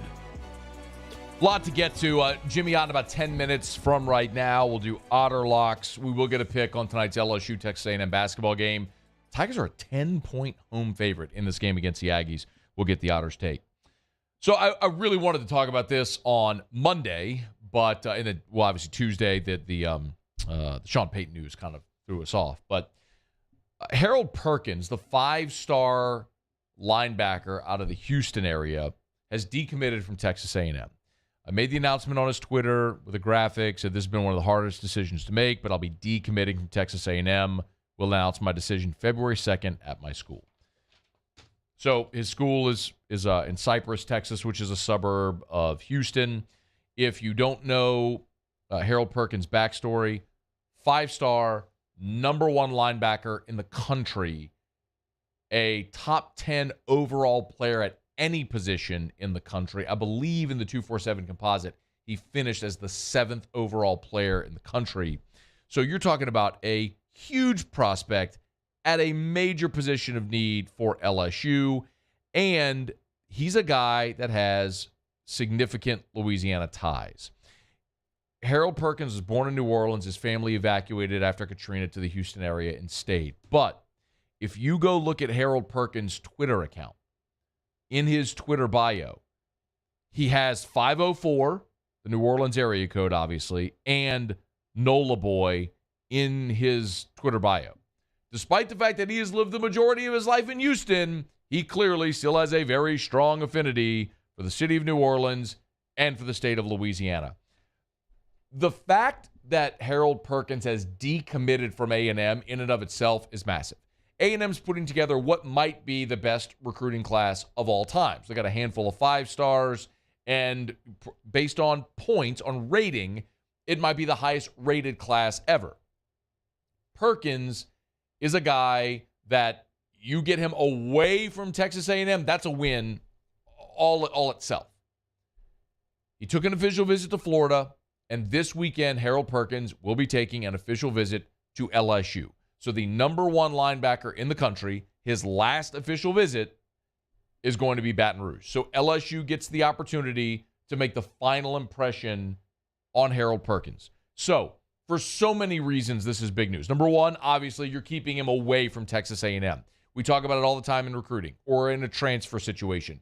If you miss out on a guy or a guy transfers, fine, as long as they go far, far, far away.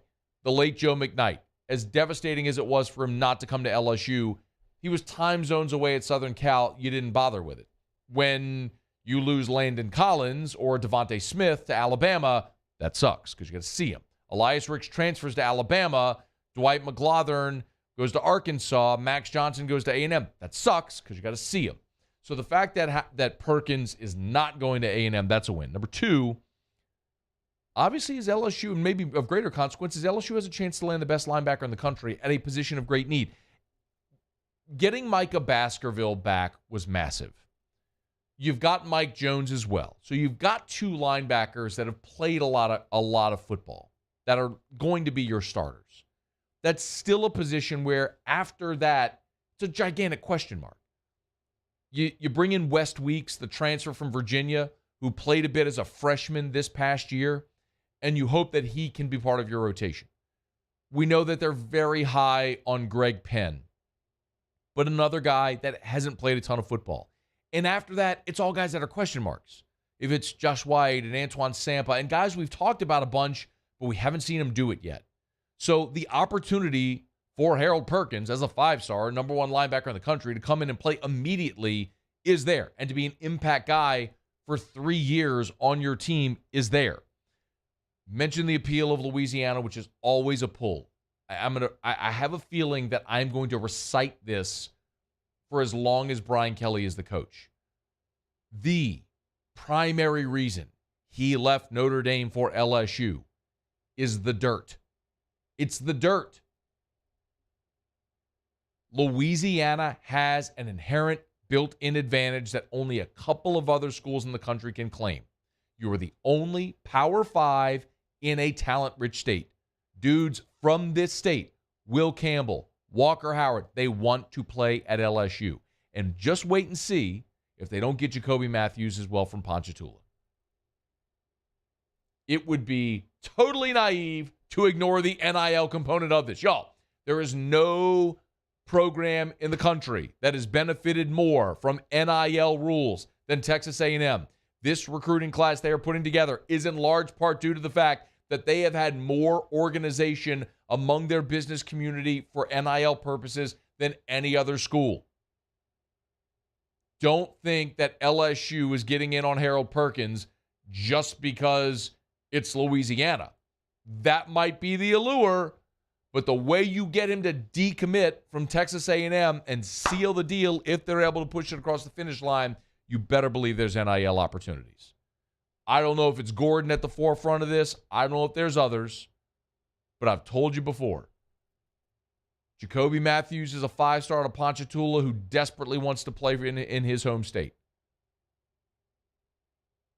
But he's got 6 figures worth of NIL deals on the table from Texas A&M. If LSU can get close to that or match it, he'll be a Tiger. And my guess is you're going to see something similar with Harold Perkins as well. It's the game. It's the way it's played. It used to be under the table. Now it's out there in the light of day for all to see how this works. That's the system. Use it to your advantage. LSU's getting on that train. This would be massive. Not only because of the player and the caliber of the player, but the position of need, and if you're able to swipe him away from your division rival who's putting the finishing touches on a pretty massive class. Huge if they're able to finish it. Harold Perkins will be on campus this weekend in Baton Rouge. All right, it's After Further Review. We're brought to you by Michelli Weighing and Measurement, Michelli.com. Michelli.com, celebrating 75 years in business. If you weigh or measure something, they sell, service, and rent the products you use to weigh and measure. I've even told you before, some of you have gone like to the airport. You know, when you put your luggage on the scale when they weigh your bag, you might notice the Michelli sticker right there on the scale. Michelli Weighing and Measurement. From weighing 18-wheelers and gigantic industrial equipment to weighing your luggage at the airport. It's Michelli Weighing and Measurement. ISO 17025 accreditation is available. The track system that we tell you, it's a free it is a free service for all of their clients. It allows you 24/7, 365 access to all of your calibration certificates. It's at Michelli Weighing and Measurement. 75 years strong. Michelli.com. Michelli.com. All right, it is After Further Review. Thanks for being here with us, guys. We'll knock out a quick break, and ladies, of course. We'll knock out a quick break. When we come back, We'll have Otter locks. One final thought on the LSU Texas A&M basketball game tonight from the Otter on the line, which has grown throughout the course of the day today. What does Vegas know that we don't? We'll ask Jimmy when we come back next. Glad to have you hanging out with us here. Otter locks. It's AFR. AFR. The official banking partner of LSU Athletics and the New Orleans Saints. Of course, is Hancock Whitney Bank. And, of course, of the New Orleans Pelicans. Watching the Pelicans game last night. If you see right there on the goal, on the stanchion, the basketball goal, you see the Hancock Whitney logo whenever you watch the Pelicans play. HancockWhitney.com, HancockWhitney.com to learn more about all of the products and services that they offer at Hancock Whitney Bank, or to find a location near you. You want to walk into a financial center and get to know your banker and talk to someone about whatever your financial goals are. If it's trying to open that small business, or post-Ida, or in COVID trying to have your small business recover, they have all the info and the information that you need and the expertise that you need. Commercial banking, if it's wealth management, if it's personal checking or savings accounts, they got you covered at Hancock Whitney Bank. My bank for 120 years, Hancock Whitney Bank. Member FDIC, the official banking partner of LSU Athletics, the New Orleans Saints, and New Orleans Pelicans. There it is, the extra mile, on the border of expected and extraordinary, for those willing to go further, like vans customized for work or play, with safety and tech to keep you connected. Supported by a 5-star sales, service, and finance team, and backed by the 1-star you know. So go the extra mile. It's never crowded, because so few have what it takes to go there. Mercedes-Benz Vans.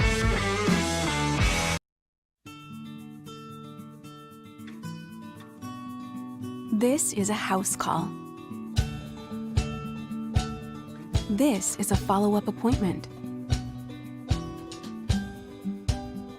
This is a diabetes checkup. This isn't just more convenient care, it's more advanced care. This is innovating healthcare at Louisiana's #1 hospital, Ochsner. I had to pack up all my things. I had to leave my home. And I never knew where I was going next. It felt like I never even had a say. But then you came along. Change a child's story. There's a child in foster care waiting for a volunteer like you.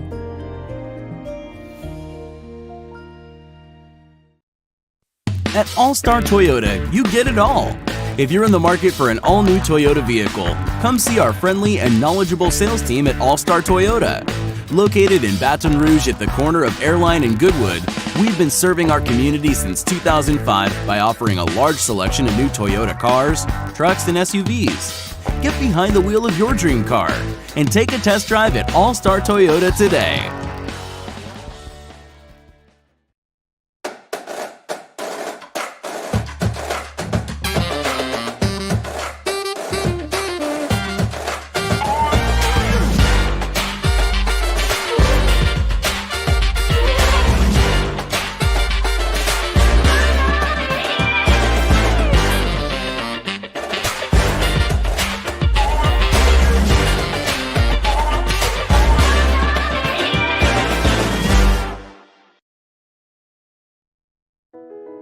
I've been doing business with Luba for 25 years. They're dependable, trustworthy. It's just the attention to detail with our clients. Our folks have years and years of experience. They're highly trained professionals. But many companies have that asset. What I'd like to think makes Luba a bit different is that we use those talents in a way that truly is dedicated to serving the needs of the folks who depend on it.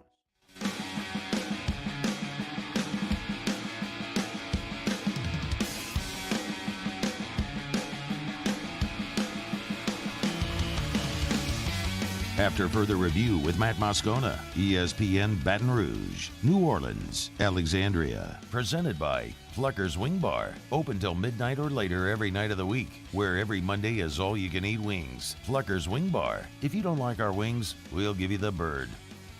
Down the stretch, we come final segment here on a Hump Day edition of AFR presented by Pluckers and, of course, the Williamson Eye Center. 924-2020, 924-2020, or WilliamsonEye.com. Williamson Eye Center patient, as is the Ott father, Jimmy Ott, for very different reasons. I had LASIK. He had the lens replacement surgery. Yes, there were many a night that Otter and I would go to a restaurant, and I would have to laugh at him. Because in a low-lit restaurant, he would have the glasses low on his nose and the flashlight on his phone so he could read the menu. But no mas, thanks to the Williamson Eye Center. 924-2020. No matter your refractive issue, they have a solution for you to be able to see without contacts or glasses. Just call the Williamson Eye Center to set up that consultation. 924-2020 or WilliamsonEye.com. Let's find out what we're betting on tonight. It's time for Otter Locks. Otter Locks, presented by Clark Crane Chrysler Dodge Jeep Ram in St. Francisville. Because a great deal is worth the short drive to Clark Crane. So we turn to the one and only, the incomparable and incomprehensible, the Ott father himself, Jimmy Ott. Otter, how are you? Doing good. You know, it's been a long time since you've been able to ridicule my text because of poor spelling, huh? You know? I mean, it is, you know, what year was Sumo born? What 2018. media days? 2018, yes. Remember the staff meeting where Gordy Ross and I was tweeting about Wimbledon, and they had just closed the roof, and I'm like, roof is life or something like. I mean. Something ridiculous. I don't know how it came out, you know. But he's like, just keep doing it. Just stick what you're doing. Just keep doing it. But you know another thing though, I no longer wear the readers.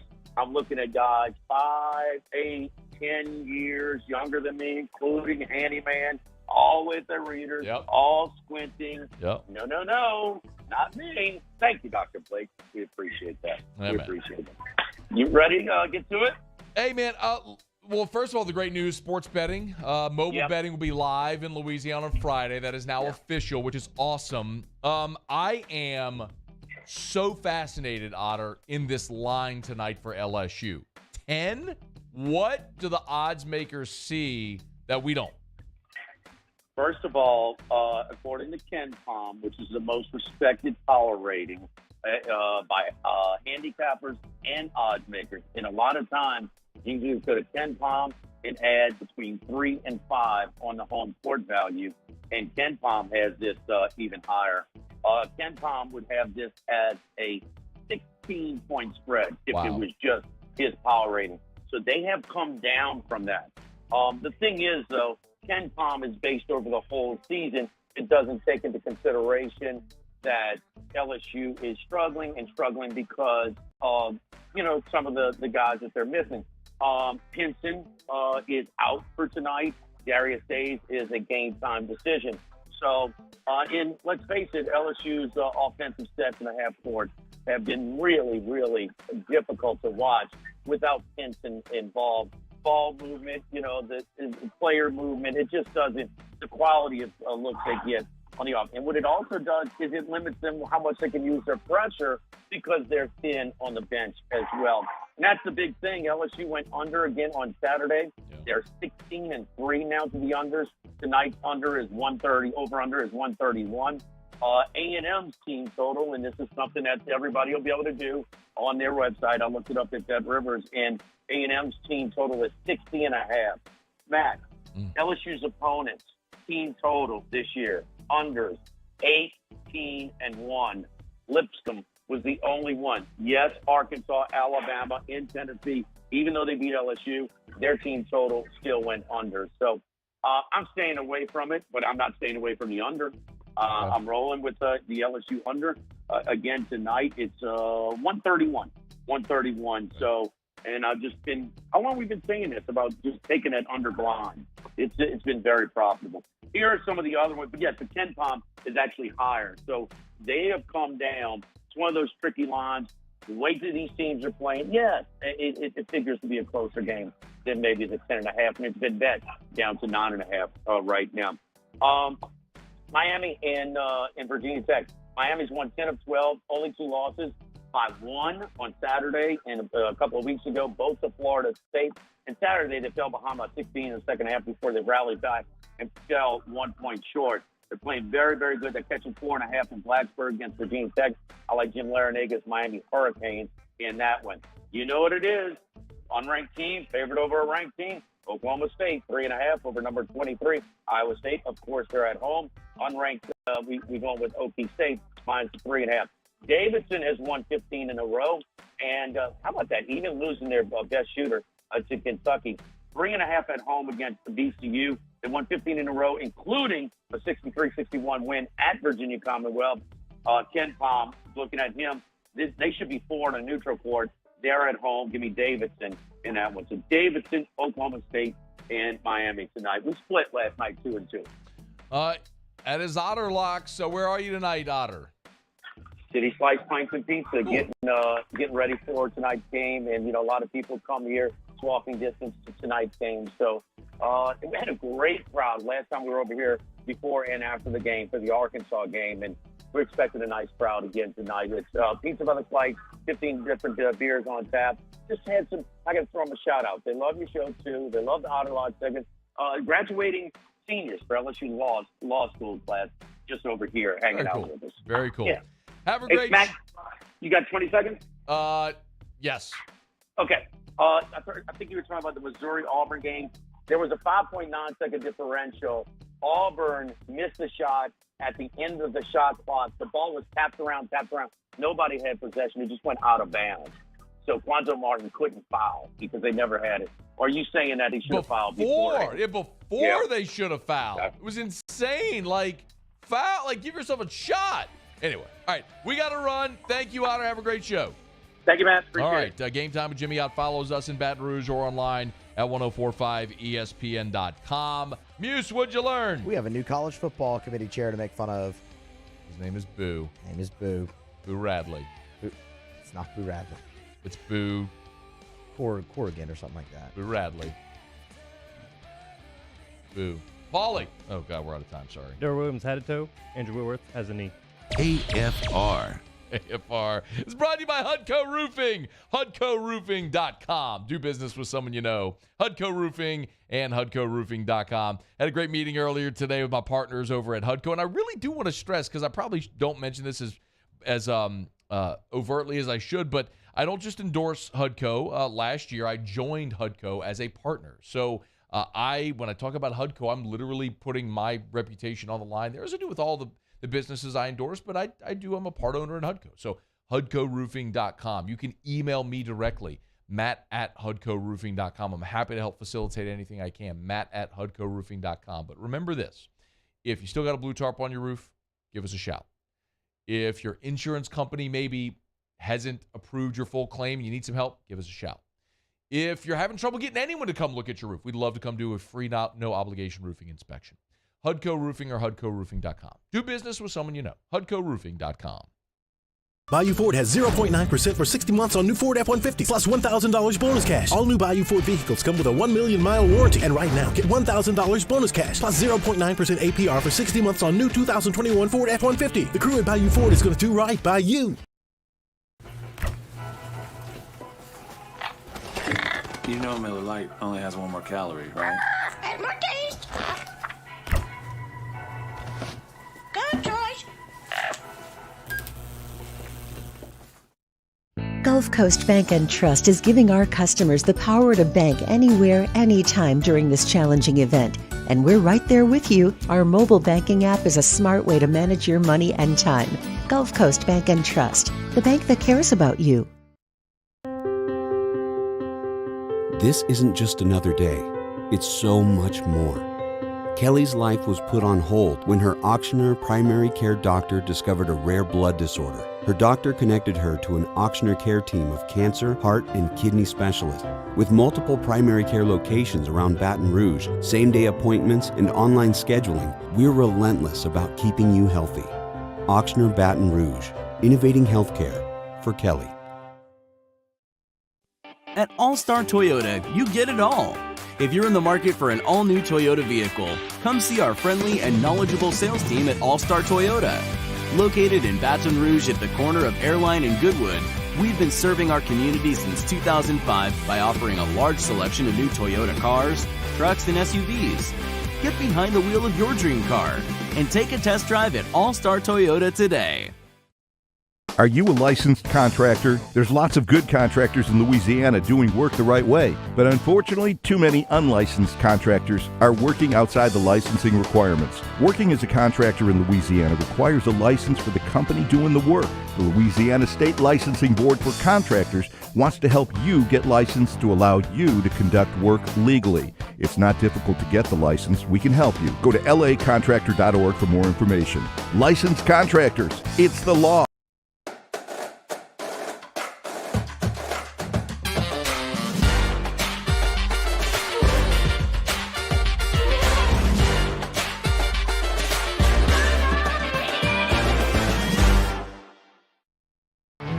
There it is, the extra mile.